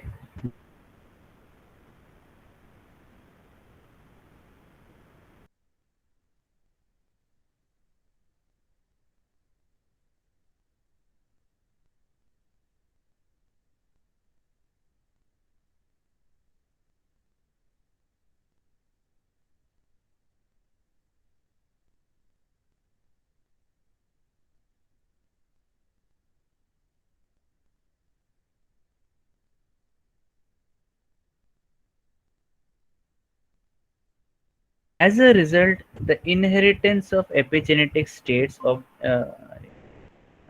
is there any problem? आवाज आया मेरा लास्ट क्या था? यस सर, लास्ट में आपका लाइन था सैक्रोमाइसी में methylation is observed. Okay, yes, thank you. So just a second. Okay, so in Saccharomyces there is no methylation pattern has been seen. Okay, now in comparison to Drosophila there is some methylation pattern. ठीक है, Drosophila में कुछ methylation pattern है, ठीक है, okay. सो saccharomyces में zero है, Drosophila में बहुत कम है, एंड ह्यूमंस में बहुत ज़्यादा देखा गया, ठीक है, methylation pattern, that's why most of the genes is being silenced off. And ये भी इम्पोर्टेंट है कि अंडरस्टैंड करने के there are over 200 types of cells in our body, okay, each and every cell has a individual role, ठीक है, separate लो, उनका कुछ रोल है, and that's why some genes are being methylated, कि उस उधर उनका फंक्शन नहीं होता है, जैसे ऑब्वियसली आई में स्किन का फंक्शन नहीं होगा, ऐसे नॉर्मल स्किन का फंक्शन नहीं होगा, उधर हेयर नहीं निकलेंगे, ठीक है, आई से कॉर्निया से हेयर नहीं निकलेंगे, तो उधर जो हेयर का जीन है वो साइलेंस ऑफ होता है, ओके। आप कोई भी सेल्स निकाल लो बॉडी से, it will have all genes, ठीक है, सारे के सारे जीन्स रहेंगे, but it will not have functional, कुछ ही जीन्स फंक्शनल रहेंगे, बाकी जीन्स साइलेंस रहेंगे, ये याद रखो, ठीक है, ओके। तो माइटोसिस में एपिजेनेटिक स्टेट पास ऑन हो जाता है, उसमें पोजीशन इफेक्ट वेरिएशन या टेलोमेरिक साइलेंसिंग रहेगा, तो वो भी परपेचुएट हो जाता है with next generation, sorry mitosis, through mitosis, and telomeric silencing is seen in आपका कौन सा है यार, सैक्रोमाइसिस, ठीक है, तो वो इम्पोर्टेंट है। चलो आगे चलते हैं। प्रोटीन कॉम्प्लेक्सेट रेप्लिकेशन, ये हम लोगों ने अभी देखा था। टू एक्सट्रीम पॉसिबिलिटीज़ है कि प्रोटीन कैसे वर्क करते हैं, कैसे परपेचुएट होते हैं। जो हम लोगों ने एक सिचुएशन देखा कि आपका दोनों डीएनए में मतलब सॉरी, इधर आपका डीएनए स्ट्रैंड है, उसमें like for example 4 protein complexes attached है। ओके, जब भी रेप्लिकेट हो रहा है तो each DNA strand has 50% of initial proteins. समझ रहे? जब प्रोटीन सब सॉरी डीएनए रेप्लिकेट होगा, ओके, माइटोसिस इवेंट की बात हो रही है, तो ईच डॉटर डीएनए, ठीक है, दोनों डीएनए में 50% ऑफ प्रोटीन पास ऑन होगा, मतलब 50% इसको, 50% दूसरे डीएनए को, ठीक है। और फिर ये जो 50% जो डीएनए है, ठीक है, इधर ये 50% ऑफ डीएनए है, इट विल रिक्रूट मतलब दूसरे प्रोटीन्स को बुलाएंगे, सेम प्रोटीन्स को बुलाएंगे, न्यू प्रोटीन्स को बुलाएंगे। तो इधर न्यू प्रोटीन्स को हम लोगों ने लेबल किया हुआ है पिंक कलर, ठीक है, जो फिल किया है पिंक कलर से, पिंक, तो pink colour is new and जो ऑरेंज वाला है वो आपका ओल्ड है, ठीक है। तो ऐसे हो सकता है, ठीक है, इट इज़ अ हाइपोथेसिस, ठीक है, उसको प्रूव भी कर सकते हैं, कुछ लोगों ने शायद प्रूव भी किया रहेगा, बट क्या होता है कि जो रिसर्च में it has to be also confirmed by other members of research communities, ठीक है। ओके, दूसरा ये हो सकता है सेल्फ परपेचुएशन के जगह ये भी बोला गया, दूसरी पॉसिबिलिटी ये हो सकती है कि जब डीएनए रेप्लिकेट कर रहा हो तो एक ही डॉटर के पास सारे के सारे प्रोटीन्स हो। यस एवरीवन, सुनाई दे रहा है मेरा आवाज? Yes sir. ओके, सो हाँ या सो इसमें क्या बोल रहे हैं कि एक ही डीएनए के पास, एक ही जो दो डॉटर बने ना, एक और ये दूसरा, तो एक ही डॉटर डीएनए के पास सारे के सारे प्रोटीन्स हो, और दूसरे डीएनए में प्रोटीन नहीं होगा, बट सम हाउ ये डीएनए में डी नोवो मतलब स्टार्टिंग फ्रॉम स्क्रैच सारे प्रोटीन्स असेंबल हो जाएंगे। और ये प्रोटीन कैसे असेंबल होंगे, ये बड़ा क्वेश्चन मार्क है, ठीक है, इसको कोई सॉल्व नहीं कर पाए। तो लोगों ने तो हाइपोथेसिस रखा है, it has to be proved, ठीक है, ये प्रूव करना बाकी, ठीक है, यही बोलता है इधर जितना भी बताया मैंने, यही है, ठीक है, डी नोवो, ठीक है। तो ये क्यों होगा, ये भी इम्पोर्टेंट है कि ये डी नोवो कैसे होगा, it is a question mark, ठीक है।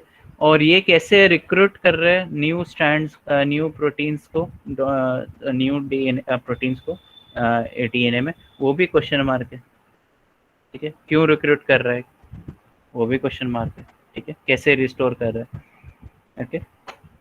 तो ये अभी भी अनसॉल्व्ड क्वेश्चन है, एंड एक्चुअली बहुत सारे अनसॉल्व्ड है, ठीक है।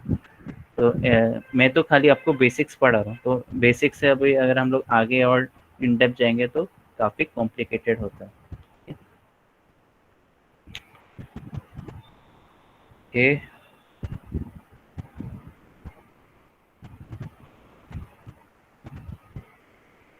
सेल्फ असेंबली प्रॉपर्टी जो हम लोगों ने आई थिंक पहले देखी थी, उसके वजह से जो प्रोटीन सेल्फ असेंबली की वजह से जो प्रोटीन्स होते हैं वो हेटेरोक्रोमेटिक स्ट्रक्चर को बाउंड करके रखते हैं। तो जब भी डॉटर डीएनए माइटोसिस होगा तो उसमें भी वो सेम चीज़ पास ऑन होगा, ठीक है। तो ये जो इधर हम लोगों ने देखा ये वाला चीज़, this is being told as it is being self assembly, ठीक है। अगर एक प्रोटीन मॉलिक्यूल आएगा तो बाकी प्रोटीन मॉलिक्यूल्स भी उधर अटैच हो जाते हैं, ठीक है। This is called self assembly. ये सेल्फ असेंबली वाला जो फंडा है, it is derive from viruses, जिधर वायरसेस सम हाउ खुद ही सेल्फ असेंबल कर देते हैं, न्यू वायरस जनरेट हो जाता है, ठीक है। मतलब उसके लेग्स, उसके प्रोटीन और उसका डीएनए सब एक साथ आ जाता है एंड न्यू वेरिएंट जनरेट होता है। चलो आगे चलते हैं। ठीक है, तो यही उसके बारे में दिखाया।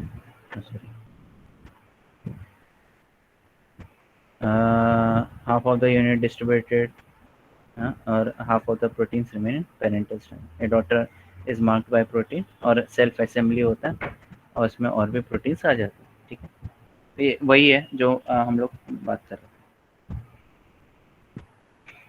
ठीक है, the existence of epigenetic effect forces us to view that a protein responsible for such situation must have some sort of cell template or self assembling capacity। तो हम लोग यही देख रहे हैं कि सेल्फ असेंबली हो रही है कि नहीं, ये इम्पोर्टेंट। ठीक है, सेल्फ असेंबली हो रही है कि नहीं, ये इम्पोर्टेंट। ठीक है, ठीक है, तो अभी जो दूसरा इफेक्ट है, तो हम लोगों ने देखा कि प्रोटीन असेंबल हो रहा है, ओके, डीएनए में, उसकी वजह से एपिजेनेटिक इफेक्ट आ रहा है। मतलब क्या, देखो हम लोगों ने क्या क्या बात किया था। एपिजेनेटिक इफेक्ट बहुत सारे रीजंस की वजह से हो सकता है। क्या क्या रीजंस थे? तो एक तो था हम लोग का कि डीएनए में मिथाइलेशन पैटर्न, इसकी वजह से बंद हो जाएगा डीएनए। डीएनए में कुछ प्रोटीन मॉलिक्यूल्स हो, जैसे अभी देखा, जिसकी वजह से आरएनए पॉलीमरेज जो है वो सिट नहीं कर सकता। ठीक है, ये अभी हम लोगों ने देखा। और तीसरा जो हम लोग देखने वाले उसमें है कि आपके जो DNA which is wrapped around histones, histones के टेल्स में H3 and H4 में स्पेसिफिकली मिथाइलेशन पैटर्न है कि एसिटाइल पे होता है, ये इम्पोर्टेंट। ठीक है, मिथाइल ग्रुप है या एसिटाइल ग्रुप है। ठीक है, ये दो तीन रीजंस की वजह से एपिजेनेटिक इफेक्ट हम लोग को दिखाई देता है। सॉरी, यस, समझ रहे, ऊपर से जा रहा है, बता दो मुझे स्टूडेंट्स, सो गए? Hello, am I still audible? Yes sir. Yes, sir. Okay,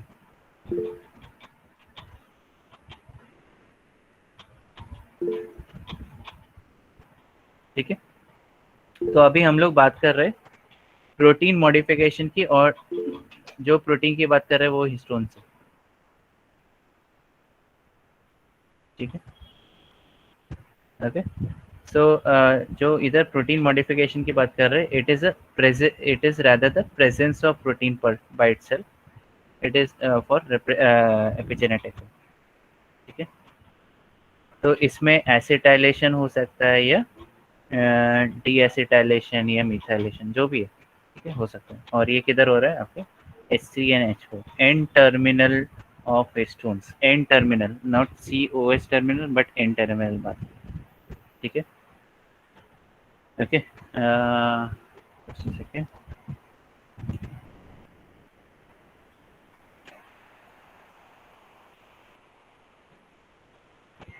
okay, तो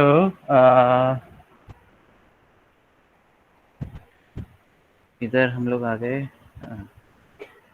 तो कभी ट्रांसक्रिप्शन कभी होगा, ये इंपॉर्टेंट है। ट्रांसक्रिप्शन कब होगा? जब एसिटाइलेशन होगा। किधर होगा, क्या होगा? एसिटाइलेशन।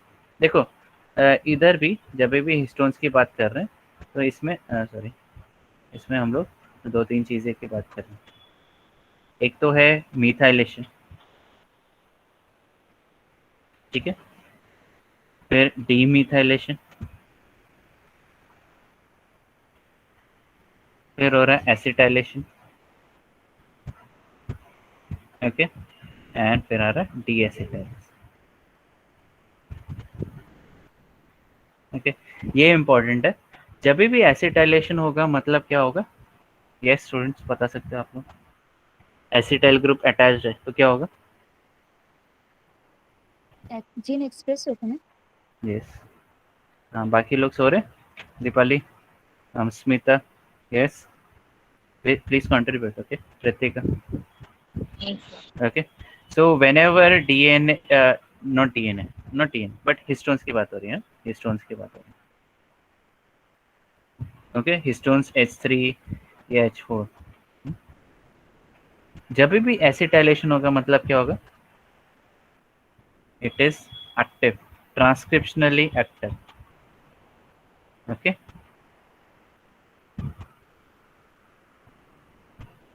ओके, ये इम्पोर्टेंट, ठीक है। अच्छा, इधर कुछ रेयर एक्सेप्शंस भी है जिधर एसिटाइलेशन की वजह से बंद भी होगा, ठीक है, बट हम लोग उसके बारे में बात नहीं कर रहे हैं, हम लोग मैक्सिमम नंबर के केसेस की बात कर रहे हैं। ओके, नाउ नेक्स्ट थिंग है डी एसिटाइलेशन। तो deacetylation leads to it basically activates क्या बोलते हैं, it basically states that the gene is will be shut off, okay, inactive state basically, okay, ठीक है। एंड फिर methylation is also shut off but basically inactive। But in yeast it is active ना sir? इसमें methylation, Yeast methylation, yes yes। हाँ, सो उसमें exceptions भी है। Methylation है, ऐसा नहीं है कि हर जगह जैसे एसिटाइलेशन है वैसे ही मिथाइलेशन है। There are rare exceptions that methylation leads to activation, ठीक है, ओके। Yes। तो ज़्यादातर केसेस की बात कर रहा हूँ, मोस्ट नंबर 99% केसेस में it will lead to inactivation और जीन, ठीक है। वैसे ही डीमिथाइलेशन, अब डीमिथाइलेशन क्या करना चाहिए इधर, इसको ही बता। बेसिकली इधर न्यूट्रल रहेगा। डीमिथाइलेशन हुआ है मतलब मिथाइल ग्रुप को निकाला गया, so it may lead to acetylation, और एसिटाइलेशन हुआ तो फिर इट विल बिकम एक्टिव, ठीक है। तो डीमिथाइलेशन मतलब आपको मिथाइल ग्रुप निकाल दिया गया, उसमें एसिटाइल ग्रुप नहीं आया अभी तक, ना मिथाइल ग्रुप आया, तो इट विल रिमेन न्यूट्रल, ठीक है। Basically it will be in the position to वो उसमें एसिटाइल ग्रुप आ सकता है, उसमें चांसेस ज़्यादा है, ठीक है। But thing is demethylation takes place during extensive demethylation takes place during आपका प्राइमोर्डियल जर्म सेल्स, हम लोगों ने बात किया था ना, ठीक है। तो आपका हम लोगों ने मेमेलियन की बात की थी, राइट, जिसमें पूरा का पूरा एक्टिव डीमिथाइलेशन होता है, राइट। और फिर ये देखो इधर ये जो एपिजेनेटिक इफेक्ट जो इरेज हो रहा है प्राइमोर्डियल जर्म सेल्स में, it is nothing but active demethylation, methyl group हटा रहा है, एक्टिव डीमिथाइलेशन।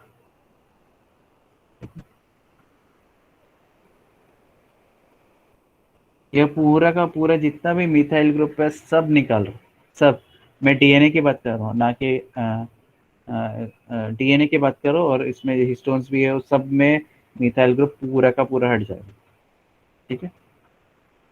ये समझ रहा है, ऊपर से जा रहा है, बता दो मुझे। Yes, no, everyone? Yes sir। Deepali, Ritika, Asmita, Sandhya, Shruti. Yes, sir. Asmita आवाज नहीं, ममता, पायल ने हाँ बोला, Yes, sir. शुभम हाँ, Yes, sir. Narayan, yes, okay, ठीक है, ओके। नेक्स्ट है, तो एसिटाइलेशन हम लोगों ने देखा, जो जिसकी वजह से जो अगर एसिटाइलेशन होगा प्रोमोटर का तो वो एक्टिवली एक्टिव रहेगा, ओके, ओके। एंड जैसे डी एसिटाइलेशन होता है, जैसे ही डी एसिटाइलेशन वैसे ही ट्रांसक्रिप्शन भी बंद हो जाएगा, ठीक है। जैसे ही डी एसिटाइलेशन होता है मतलब ट्रांसक्रिप्शन बंद हो जाता है। तो ये जो हम लोगों ने देखा, ये डी एसिटाइलेशन हुआ मतलब क्या हो गया, ये इनएक्टिव हो गया, ठीक है, ये भी इम्पोर्टेंट है। तो it is the only acetylation stage where gene active रहेगा, बाकी जगह जीन इनएक्टिव रहेगा, इतना समझ लो, ठीक है, सिंपल वर्ड्स में बोला। तो ये आपका सेम चीज़ आपको किधर दिखता है, इनएक्टिवेशन या डीएसिटाइलेशन एक्स क्रोमोसोम में, जो कि इनएक्टिव हो जाता है। होपफुली हम आप लोगों को याद है एकदम, हम लोगों ने एक्सटेंसिव इन डेप्थ पढ़ा था कैसे एक्स क्रोमोसोम्स को एक मेमेलियन फीमेल में कैसे बन के जाता है ना, आपको याद है कि नहीं, XIC, जिस्ट और T6। Yes sir. यस, ठीक है, नेक्स्ट चलो आगे चलते हैं, सॉरी, ठीक है, okay.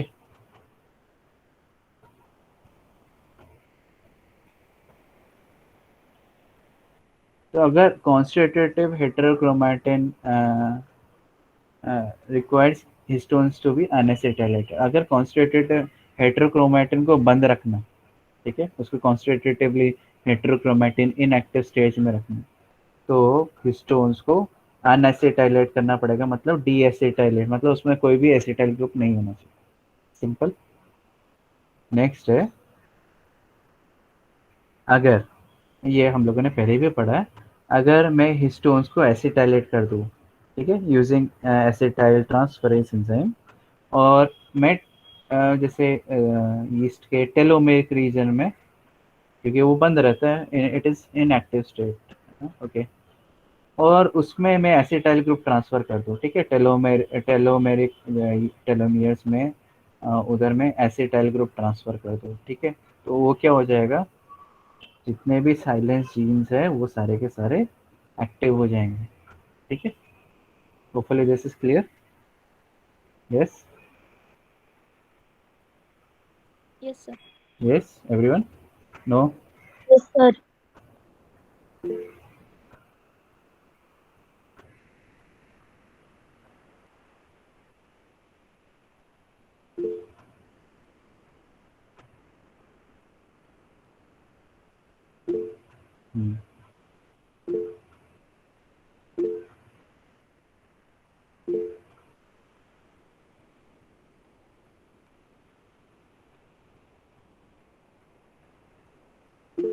Okay,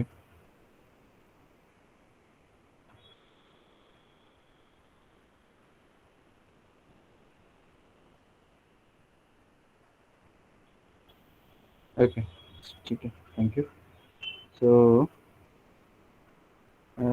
one more thing, अभी इसको कैसे डिटेक्ट करें ये भी इम्पोर्टेंट है, ठीक है, कैसे डिटेक्ट करें वो भी इम्पोर्टेंट है। चलो, एक केमिकल है और उसका नाम है ट्राइकोस्टैटिन, ये होपफुली कहीं सुना रहेगा हम लोगों ने, ओके, और उसका वन ऑफ द रोल है कि वो इनिबिटर है, किसका इनिबिटर है, डीएसिटाइलेशन का, डीएसिटाइलेशन का, मतलब अगर एसिटाइल ग्रुप है तो उसको कोई भी रिमूव नहीं कर पाएगा, ठीक है, कोई भी रिमूव नहीं कर पाएगा, एसिटाइल ग्रुप है तो वो रिमूव नहीं कर पाएगा, ठीक है, तो ट्राइकोस्टेटिन ऐसा करता है कि इट इज इनिबिटर ऑफ डीएसिटाइलेशन, मतलब जो डीएसिटाइलेस एंजाइम है जो एसिटाइल ग्रुप को रिमूव करता है उसको ही बंद कर देता है। तो अब अगर एसिटाइल ग्रुप रिमूव ही नहीं करेगा कोई, तो हम लोगों ने ये देखा ना, एसिटाइल ग्रुप पहले रिमूव होता है, ठीक है, डीएनए से, ओके, या हिस्टोन से, जो भी, ओके, एंड फिर उसके ऊपर आपका मीथाइल ग्रुप ऐड होता है, होपफुली आप लोगों को ये आता है डायग्राम, ठीक है, तो एसिटाइल ग्रुप को पहले रिमूव करना पड़ता है स्टेप वाइज मैनर में, फिर मिथाइल ग्रुप को ऐड किया जाता है। अच्छा, अगर मैं एसिटाइल ग्रुप को रिमूव ही ना करूँ, उसमें ऐसा इनिबिटर डाल दूँ जो कि एंजाइम को ब्लॉक करे, तो ये स्टेप होगा ही नहीं, जिधर नॉन अनएसिटाइलेटेड रीजन रहेगा, तो मिथाइल ग्रुप भी ऐड नहीं होगा, ठीक है, सिंपल है, ओके। तो ये सेम चीज़ ट्राइकोस्टैटिन, यीस्ट, यूजिंग यीस्ट उसको क्या बोलते हैं, ट्राइकोस्टैटिन से एक्सपोज किया गया, ठीक है, तो उसमें क्या हुआ कि जो सेंट्रोमेरिक हेटेरोक्रोमैटिन था, सेंट्रोमियर, ये सारे के सारे एसिटाइलेटेड हो गए, अब तो डीएसिटाइलेस तो है नहीं, ठीक है, तो एसिटाइलेट हो गए। और जितने भी साइलेंस जीन थे सेंट्रोमियर में वो सारे के सारे एक्टिव हो गए ना। ये यीस्ट के साथ किया, ह्यूमन सेल्स के साथ नहीं किया, ठीक है। यीस्ट के साथ किया तो सेम इफेक्ट आपको ह्यूमन सेल्स में भी दिख सकता है, बट वो आपको चाहिए नहीं रहेगा। क्यों नहीं चाहिए रहेगा? बिकॉज ऐसे सेल्स जनरेट हो सकते हैं कि जिसमें सारे के सारे जीन्स एक्टिव हो और हम लोग को वो स्टेज नहीं चाहिए एक्चुअली, क्योंकि वो हो सकता है कि वो उसमें वो सेल से सब चीज़ बनना चालू, and that is not wanted, ठीक है। चलो आगे चलते हैं। The effect may persist even trichostatin have been remove.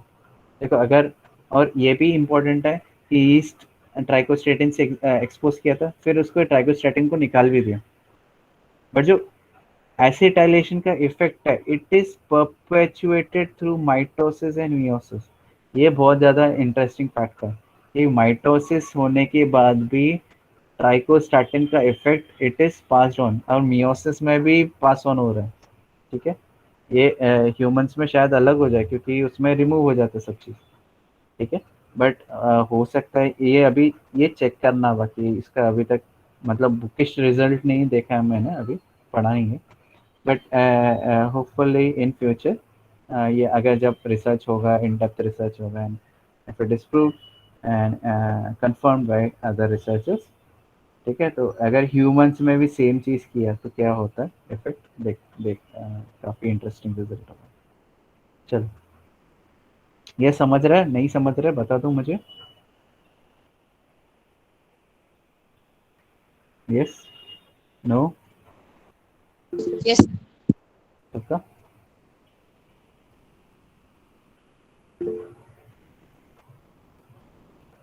ठीक है, तो हम लोग इधर डीएनए मॉडिफिकेशंस की नहीं, हम लोग हिस्टोन मॉडिफिकेशंस की बात कर रहे हैं, उसका मिथाइलेशन हो या एसिटाइलेशन हो, ठीक है। और जो ट्राइकोस्टैटिन है वो एसिटाइलेशन का इफेक्ट दिखा रहा है, ओके। एंड हम लोग इधर एपिजेनेटिक इफेक्ट लाने की कोशिश कर रहे हैं, ओके, हिस्टोन एसिटाइलेशन से, ठीक है, ओके। अब क्या ये परपेचुएट होता है क्या?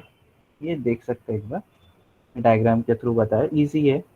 हिस्टोन टेल्स को आपने उसको एसिटाइलेट किया, ठीक है।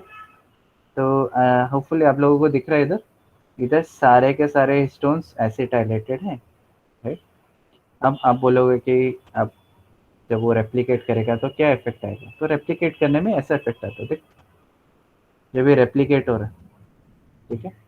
अब इधर थोड़ा सा अगर ध्यान से देखोगे तो ये दो टेल है, ठीक है। Each histone has two tails, H3 है एंड H4 है, H1 H1 नहीं, H2A एंड H2B अलग है, बट इधर हम लोग H3 एंड H4 पे फोकस कर रहे हैं। तो ये भी एसिटाइलेटेड है, ये भी एसिटाइलेटेड है। ध्यान से देख रहे हैं आप लोगों को? यस, नो, ठीक है। तो बेसिकली हिस्टोनेस इन ऑक्टामर है, ठीक है। और अभी अगर आप ध्यान से देखोगे, जब रेप्लिकेशन होता है तो इसमें से एक ही टेल में एसिटाइल ग्रुप है, दूसरा टेल में एसिटाइल ग्रुप गायब है, यस, ओके। ये टेल में एसिटाइल ग्रुप है ही नहीं, ठीक है। अब इंटरेस्टिंग फैक्ट ये है कि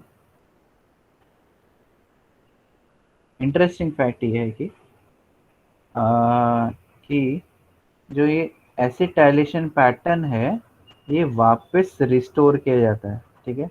मतलब अभी देखो एक टेल इज अनएसिटाइलेटेड और दूसरा टेल इज एसिटाइलेटेड, तो इसमें फिर वापस कौन डालता है एसिटाइल ग्रुप को ये अभी तक पता नहीं है, बट ये देखो वापस ये जो ऑब्जर्व किया गया वही बता रहे, ठीक है। तो आफ्टर रेप्लिकेशन कौन सा एंजाइम है जो एसिटाइल ग्रुप को वापस डाल देता है या रिस्टोर कर देता है, ठीक है। समझ रहा है? यस, नो, बता दो मुझे,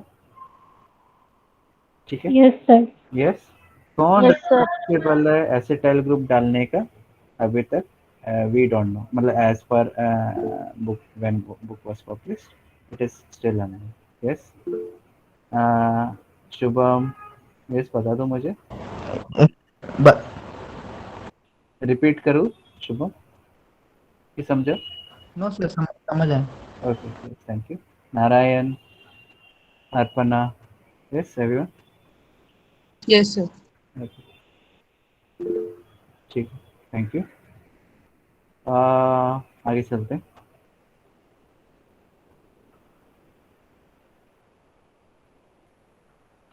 ठीक है, तो स्टिल ऐसा नहीं है कि हम एपिजेनेटिक्स फील्ड इंट्रोड्यूस हो गया और पूरे का पूरा सब समझ में आ गया।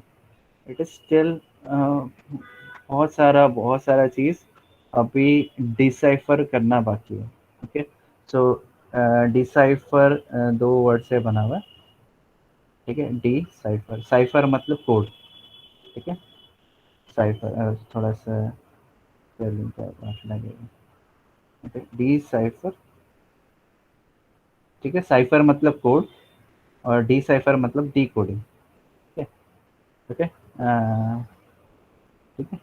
सो बेसिकली आपका हम लोग को ये पता है कि एपिजेनेटिक चेंजेस आ रहे हैं। एक मिनट, कुछ तो गड़बड़ हुआ।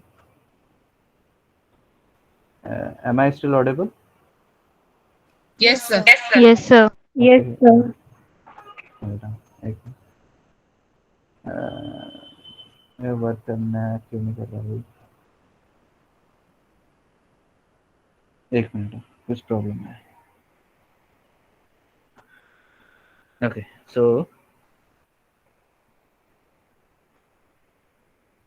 so we know that there are some kind of epigenetic changes, ठीक है, हो रहे हैं, बट वी डोंट नो कि कौन से पूरा इन डेप्थ डिटेल्स पता नहीं, still it is unknown.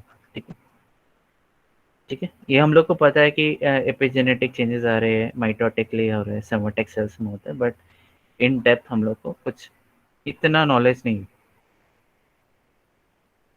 Okay, कहीं कहीं कुछ एविडेंस इंडिकेट करते हैं कि जो एपिजेनेटिक इफेक्ट है वो जनरेशन टू जनरेशन पास होता है, और उसको हम लोग स्पेसिफिक इसका टर्म दिया हुआ है, ट्रांस जनरेशनल एपिजेनेटिक्स, मतलब जो जनरेशन टू जनरेशन पास हो, ट्रांस जनरेशनल एपिजेनेटिक्स। ठीक है, जो जनरेशन टू जनरेशन पास हो। ओके, सो ये किधर देखा गया? ट्रांस जनरेशन एपिजेनेटिक्स हम लोग ह्यूमंस में तो नहीं देखते, किधर देखते हैं? ये देखा गया है प्लांट्स में। ठीक है, एरोडोसिस थैलियाना, उसमें जो उनमें क्या किया, ऑब्वियसली रिसर्चर्स है तो कुछ ना कुछ करेंगे, तो उन्होंने क्या किया, म्यूटेंट प्रिपेयर किया। कौन सा म्यूटेंट? जो डीएनए मिथाइलेशन को मेंटेन करता है, उसका एक म्यूटेंट बना दिया। ठीक है, डीएनए मिथाइलेशन मेंटेन, तो आई थिंक मेंटेनेंस मिथाइलेशन, ठीक है, उसका म्यूटेंट बना दिया। तो उसमें उन्होंने प्लांट्स में इफेक्ट्स देखे उसके। ठीक है, तो ऑब्वियसली जो डीएनए मिथाइलेशन है प्लांट्स में, it is passed on from generation to generation, that's why it is called as trans generation epigenetics. तो ओके, और आप बोलोगे कि मिथाइलेशन से क्या होगा? तो loss of DNA methylation triggers genome wide activation of alternative genetic epigenetic mechanism. और इंटरेस्टिंग फैक्ट है ये, बहुत ज़बरदस्त इंटरेस्टिंग फैक्ट है क्या, कि अगर मैंने मेंटेनेंस मिथाइलेस उड़ा दिया तो ऑर्गेनिज्म कुछ करेगा नहीं क्या? करेगा, and it will use another pathways of methylation. ठीक है, ध्यान से सुनो, it will use another pathways of methylation, methylation maintain करके रखें। Maintenance methylation is major, is playing major role, major role. But अगर मैं इसको उड़ा दूँ तो जो बाकी जो माइनर रोल पे है मिथाइलेशन के करने में, वो ओवर एक्टिव हो जाएंगे, और क्या होगा? Basically cell will look for alternative mechanisms. कौन से हो गए? आरएनए डायरेक्टेड डीएनए मिथाइलेशन, और ये बहुत इंटरेस्टिंग है, आरएनए डायरेक्टेड डीएनए मिथाइलेशन। ठीक है, आरएनए डायरेक्ट कर रहे हैं DNA using RNA as a template DNA methylation, और इंटरेस्टिंग है। डीएनए डीमिथाइलेस इनिबिशन, तो मतलब जो क्या करेगा, जो भी मिथाइल ग्रुप्स है अभी जो प्रेजेंटली अवेलेबल है, तो जो डीमिथाइलेस एंजाइम है तो वो मिथाइल ग्रुप को निकाल देता है। अरे यार, मिथाइलेस का स्पेलिंग रॉन्ग क्यों हो रहा है मेरे से? तो डीमिथाइलेस क्या करता है कि मिथाइल ग्रुप को निकालता है। तो जो ऐसे ऐसे केसेस में क्या होगा, ये डीमिथाइलेस को ही इनएक्टिवेट कर दिया जाएगा, ताकि जिधर जिधर मिथाइल ग्रुप्स है उसको प्रिजर्व किया जाए। ठीक है, तो ये एक मैकेनिज्म ये हो गया आरएनए डायरेक्टेड डीएनए मिथाइलेशन। दूसरा हो गया जो भी मिथाइल है मिथाइल डीमिथाइलेज है उसको बंद कर देंगे। एंड तीसरा क्या है? तीसरा है सॉरी तीसरा ये है रीटारगेटिंग ऑफ हिस्टोन H3 के मिथाइलेशन। अभी अगर डीएनए को मिथाइलेट नहीं कर सकते, ठीक है, डीएनए को मिथाइलेट नहीं कर सकते हम लोग ने, मेंटेनेंस मिथाइलेस किसका है? डीएनए का मिथाइलेशन है, राइट। और हिस्टोन का मिथाइलेशन कोई और करता है, तो क्या होगा, प्लांट क्या करेगा या जो भी ऑर्गेनिज्म है वो हिस्टोन्स को मिथाइलेट करेगा इंटर्न ऑफ डीएनए मिथाइलेशन। ध्यान से देखो, ओके। सो हम लोगों ने क्या देखा, डीएनए मेंटेनेंस मिथाइलेस क्या करता है, डीएनए को मिथाइलेट करता है, राइट। और मैंने इसको ये बंद कर दिया, इसके फंक्शन को। तो इंस्टेड ऑफ दिस ऑर्गेनिज्म क्या करेगा, ये पूरा का जो अभी ये हिस्टोन से ये होता है, राउंड ऑफ होता है, तो ये हिस्टोन को ही मिथाइलेट कर देगा, क्योंकि इसका अलग मैकेनिज्म है। यस, समझा? ऊपर से क्या बता दो मुझे, बाउंसर क्या? Students, am I still audible? Yes, sir. Yes, Yes, ये sir. समझा?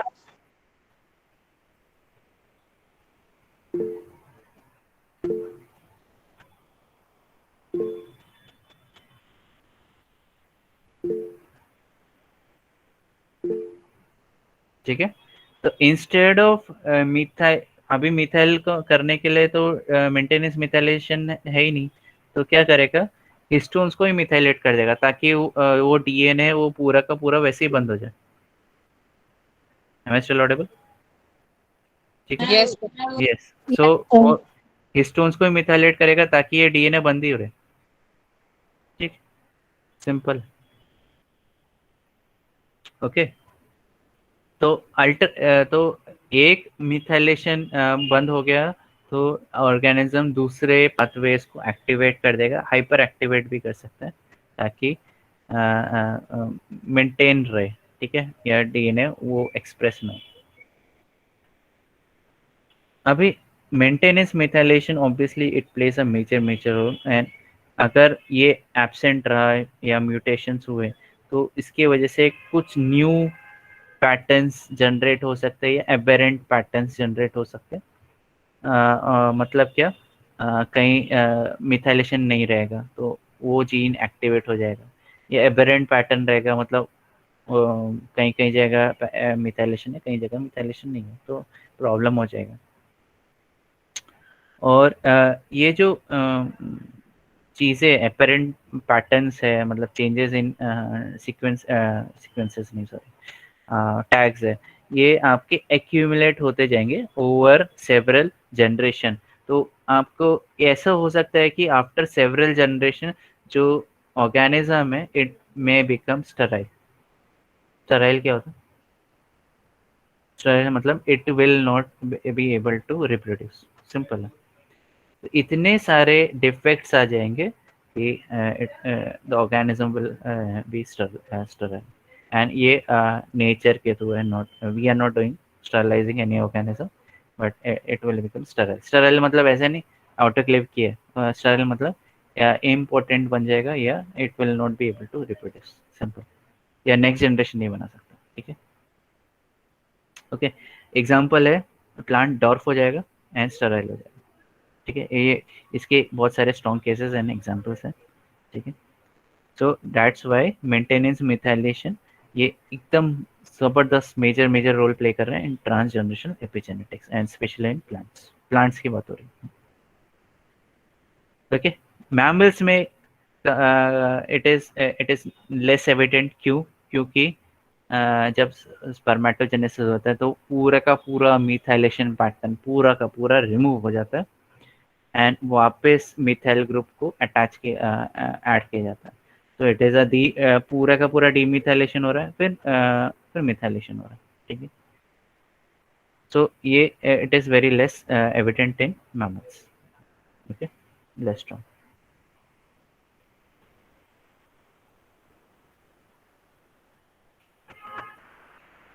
ओके, मेटास्टेबल एपीएलीज, ये भी इंपॉर्टेंट है। मेटास्टेबल ये डिपेंडेंट है एपिजेनेटिक स्टेट पे फॉर द ट्रांसक्रिप्शन। एपीएलीज मतलब एलीज ही हो गए, इट इज एपिजेनेटिकली कंट्रोल्ड, ठीक है। बट हम लोग इसको टिश्यू टू टिश्यू वेरिएशंस मिल सकते हैं आपको, tissue to tissue variations, okay. इसके वजह से मेटास्टेबल एलीज की वजह से, ओके। इसका one of the best example was coat colour of mouse, ठीक है। येलो कोट कलर हो गया या डार्क ब्राउन कलर हो गया माउस का, ठीक है। तो it depends on epigenetic state, ठीक है। तो ये अर्ली एम्ब्रियोजेनेसिस में दिखाई देता है एंड कोई कोई सेल्स में ये पास ऑन होगा, मतलब एक बार म्यूटेशंस हुए या चेंजेस आए, सॉरी म्यूटेशंस बोल रहा हूँ, there are epigenetic changes, it will be passed on mitotically to its progeny cells, ठीक है। So one of the prominent thing was agouti locus का है, agouti locus का, और ये कलर को डिसाइड करता है माउस में, ठीक है। तो नॉर्मल येलो मिलेगा आपको, ये येलो क्यों मिलेगा, क्योंकि देयर इज रेट्रो ट्रांसपोजोन ये इंसर्टेड है, जिसकी वजह से कलर में डिफरेंस आ रहा है, ठीक है। और उसमें फिर आपका ये एपिजेनेटिक इफेक्ट की वजह से कहीं कहीं जगह एकदम डार्क कलर मिल रहा है, ठीक है, एकदम डार्क। जैसे मैंने ये एकदम डार्क किया हुआ, ये कोट कलर डिसाइड कर, ठीक है, ऐसा। तो this is yellow and this is dark, ऐसा, ओके। सो ये इतना ही बाकी है, शुड आई कंटिन्यू और शुड वी स्टॉप? यस, इतना ही। Yes students, am I still audible और सो रहे पीछे? Yes, Yes, sir. Should I continue? Yes, sir. Okay, Yes, sir. Okay.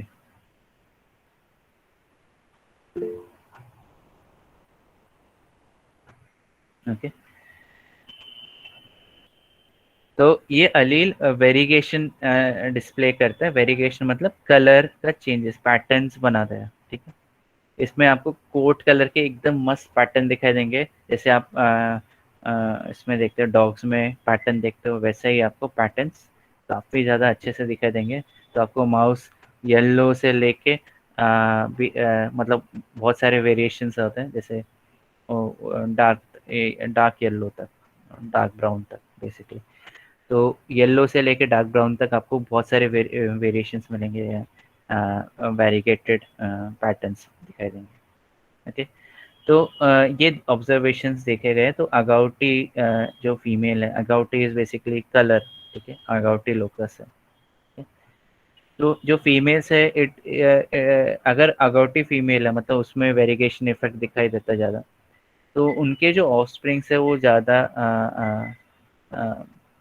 ये येलो और जो it will obviously produce agouti offsprings and आपको फीमेल सारे येलो दिखाएंगे, ठीक है, ज़्यादातर आपको येलो दिखाएंगे।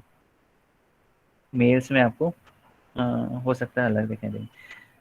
तो वेरिएबल लेवल ऑफ एक्सप्रेशन दिखा देगा इन mother which is transmitted to offspring while color of the father is irrelevant। मतलब अगर फादर डार्क ब्राउन है, ब्लैक भी है, तो उसका कुछ इफेक्ट नहीं आएगा। It will the coat colour will be decided by females. ठीक है, ओके। सो ये देखा गया है क्योंकि जो इसमें क्या हो रहा है, ये जो अगाउटी लोकस है उसमें एक रेट्रो ट्रांसपोजोन जाके बैठ गया है, और रेट्रो ट्रांसपोजोन में क्या है, it is there methylation pattern जो कि इसके ऊपर इफेक्ट दिखा रहा है सीक्वेंस जीन पर। और जीन किसका है, कोट कलर का। ठीक है, तो ये जितना ज़्यादा फैलेगा उतना ज़्यादा इसका इफेक्ट आएगा। ओके, जितना मिथाइलेशन होगा उतना ज़्यादा कोट का कलर में चेंजेस आएगा। ठीक है, गेटिंग इट? यस, नो, बता दो मुझे। Yes, sir. Yes, sir. Yes everyone? Yes, sir. Yes, sir. Okay, ठीक है, ठीक है। तो ये जो मैंने बताया, सॉरी ये है, ठीक है, आगे आगे। तो डीएनए मिथाइलेशन, ये रेट्रो ट्रांसपोजन में। ओके, चलो आगे चलते हैं। तो इसके वजह से क्या पता चल रहा है कि जो transgenerational conservation of expression level due to incomplete erasure, तो इसमें क्या हुआ, मिथाइल अभी ये क्योंकि मैक्रो यूकैरियोट है, मतलब मैमल है, क्या बोलते हैं आपका, माउस। तो इसमें क्या हुआ है, मिथाइलेशन जब क्या बोलते हैं, प्राइमोर्डियल जर्म सेल्स में जब इरेज होना चाहिए था मिथाइलेशन पैटर्न, तो इधर मिथाइलेशन पैटर्न पूरी तरीके से इरेज नहीं हुआ है। ठीक है, इसके वजह से प्रॉब्लम हो रहा है। ठीक है, therefore epigenetic mark generation to generation pass होना है। ठीक है, यही प्रॉब्लम है। ठीक है, नेक्स्ट है और एंड लास्ट है, लास्ट खुश हो जाओगे आप। मेटास्टेबल एलील्स, अब ये होता है क्या, तो ओके, कभी भी आपने जैसे मेटाजीनोमिक्स या मेटा वर्ड सुना? ठीक है, जीनोमिक्स। ओके, तो मतलब बेसिकली एक जीनोम के ऊपर स्टडी कर रहे हैं और उसका मेटा डेटा हम लोग स्टडी कर रहे हैं। मेटा डेटा, मेटा डेटा, तो मेटा डेटा मतलब क्या हो गया, जो हम लोग को अभी दिखाई नहीं दे रहा, it is present, it is there, but we can not interpret right now. इतना याद रखो। तो उसको बोलते हैं जैसे मेटाजीनोमिक्स हो गया, तो उसमें और जो मेटाजीनोमिक एनालिसिस रहता है, उसमें आपका टीबीज में डेटा रहता है। अभी आप जैसे डीएनए सीक्वेंस डाउनलोड करते हो, राइट, ज़्यादा से ज़्यादा कितना रहता है वो, 1500 MB तक रहेगा। बट अगर आप मेटाजीनोमिक एनालिसिस करते हो, वो टीबी में डेटा रहता है, टीबी में। ठीक है, तो अगर आप वो कंप्यूटर में डाउनलोड करने जाओगे तो आपका कंप्यूटर उधर ही हैंग होके ख़त्म हो जाएगा। ठीक है, तो वो सर्वर्स में ही उसका एनालिसिस होता है, उसको आप डाउनलोड करने नहीं बैठ सकते। ठीक है, तो क्योंकि टीबी में डेटा रहता है। ओके, तो वो जो डेटा है उसका एनालिसिस को इसलिए बोलते हैं मेटाजीनोमिक्स। वैसे इधर क्या, metastable, we don't know complete, we don't have complete knowledge. ठीक है, but it is somehow showing this result. ठीक है, ओके, तो ये हो गया मेटास्टेबल एलील्स। ओके, तो इसका मेजर रोल किधर आता है, ट्रांसजनरेशनल एपिजेनेटिक इनहेरिटेंस में। अभी तक हम लोग को पूरी तरीके से एपिजेनेटिक्स के बारे में पता नहीं है। So one of the factor is metastable alleles. तो क्या रोल हो सकता है एंड कैसे वो जो उनका जो ऑब्जर्वेशन है वो हम लोगों ने जो देखा है उसका कैसे वो रोल प्ले कर रहा है, वो हम लोग को अभी तक कम्प्लीटली क्लियर नहीं। ठीक, अच्छा, और अगर हम लोग मोनोजाइगोटिक ट्विंस की बारे में बात कर रहे हैं, तो उसमें भी आपको कहीं, क्योंकि मोनोजाइगोटिक ट्विंस क्या हो गया, उनके पास सेम डीएनए, ठीक है, same DNA, same exactly same DNA, but उनमें थोड़ा थोड़ा फिनोटिपिक में फ़र्क दिखता है, और वो क्यों दिखता है वो हो सकता है कि आपका उधर एपिजेनेटिक मार्कर काम करे। ओके ओके, सो उसमें ये हो सकता है। सो मोनोजाइगोटिक ट्विंस के बीच में भी डिफरेंसेस रहते हैं एट एपिजेनेटिक लेवल, तो उसमें चेंजेस हो सकता है, तो दोनों का मेटाबॉलिज्म अलग हो सकता है। जैसे for example one of the twins might be athletic,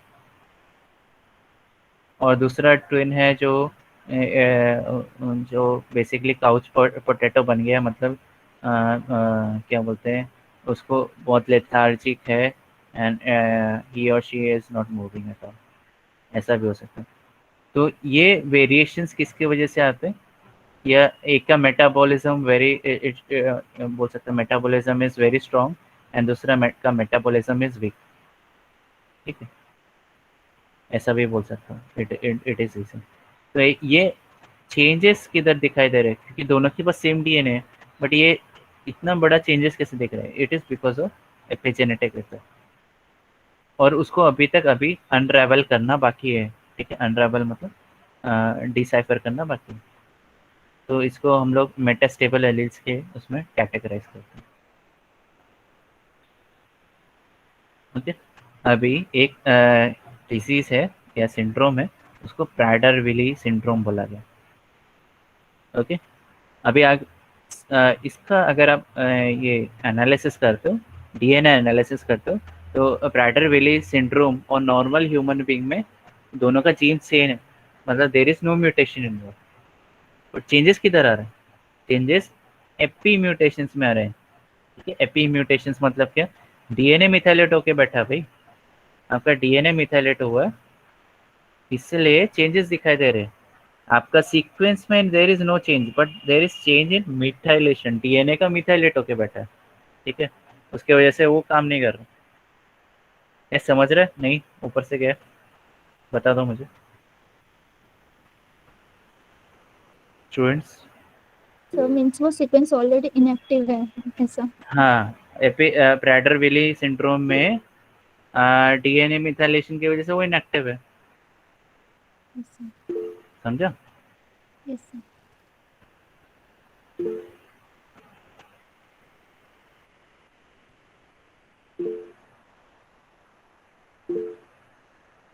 okay चलो,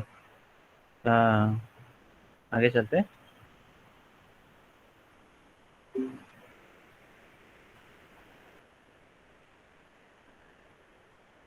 yes, ओके, नाउ लास्ट मतलब लास्ट स्लाइड में ही है हम लोग। तो एपी म्यूटेशन क्या करता है, okay, due to an allele that has passed through the male germline without eraser or the silent epigenetic state established in grandmother। तो ग्रैंडमदर में चेंजेस आए रहेंगे, तो it has been passed from germline to grandson. कैसे, देखो ये important है, इधर इधर थोड़ा सा आपको ध्यान देना पड़ेगा। मैं फैमिली ट्री बना रहा हूँ, ठीक है, ओके। सो जैसे for example mother is pregnant, ठीक है, मैं इसमें बता रहा हूँ, एक मिनट, ठीक है, प्रेगनेंसी में बता रहा हूँ, ठीक है। तो बेसिकली ये चाइल्ड है, ओके, ग्रैंड मदर है, ठीक है, सॉरी मैं वापस में बोलता हूँ। तो ये मदर है, इसके वूम में चाइल्ड है, ठीक है, if this child is female, ठीक है। तो एट द टाइम जब ये प्रेग्नेंट है, मदर प्रेग्नेंट है, ठीक है, विद चाइल्ड, ये जो फीमेल चाइल्ड है, इसके भी जर्म लाइन सेल्स जनरेट होंगे इधर, ठीक है, जर्म लाइन सेल्स रहेंगे, ओके। तो जो भी इफेक्ट चेंजेस आ रहे हैं इधर, it is being passed on from here to this and from this to this, ठीक है। तो अगर मदर इफेक्ट हो रही है तो उसका बच्चा और इसके बच्चे का भी बच्चा as an DNA is being affected, ठीक है, समझा ऊपर से क्या? Yes yes, at the time of pregnancy environmental changes or food and other things have an effect on your child and their child. समझे?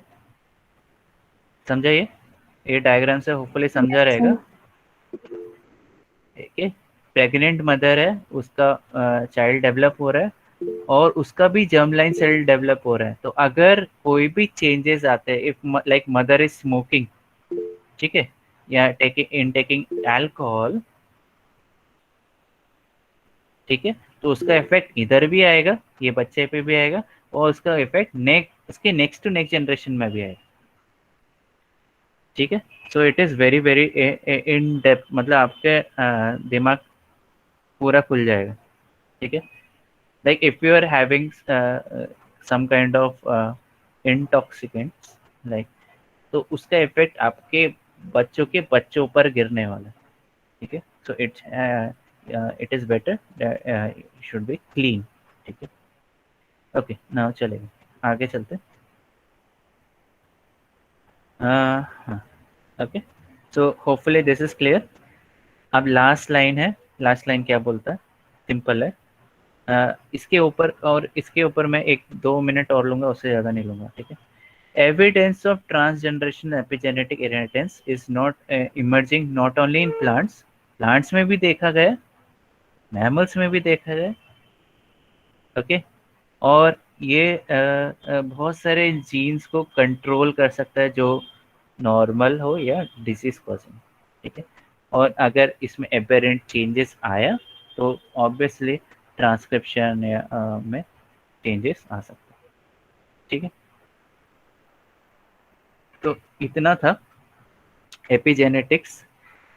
एक चीज़ और बोलना चाहता हूँ कि जो एपिजेनेटिक्स जो आप लेविन से आप पढ़ रहे हो, होपफुली आप लोग लेविन यूटिलाइज कर रहे हैं। एक मिनट, मैं इसको क्लोज कर देता हूँ लेक्चर को। तो Lewin is your reference book, okay, I have told you earlier.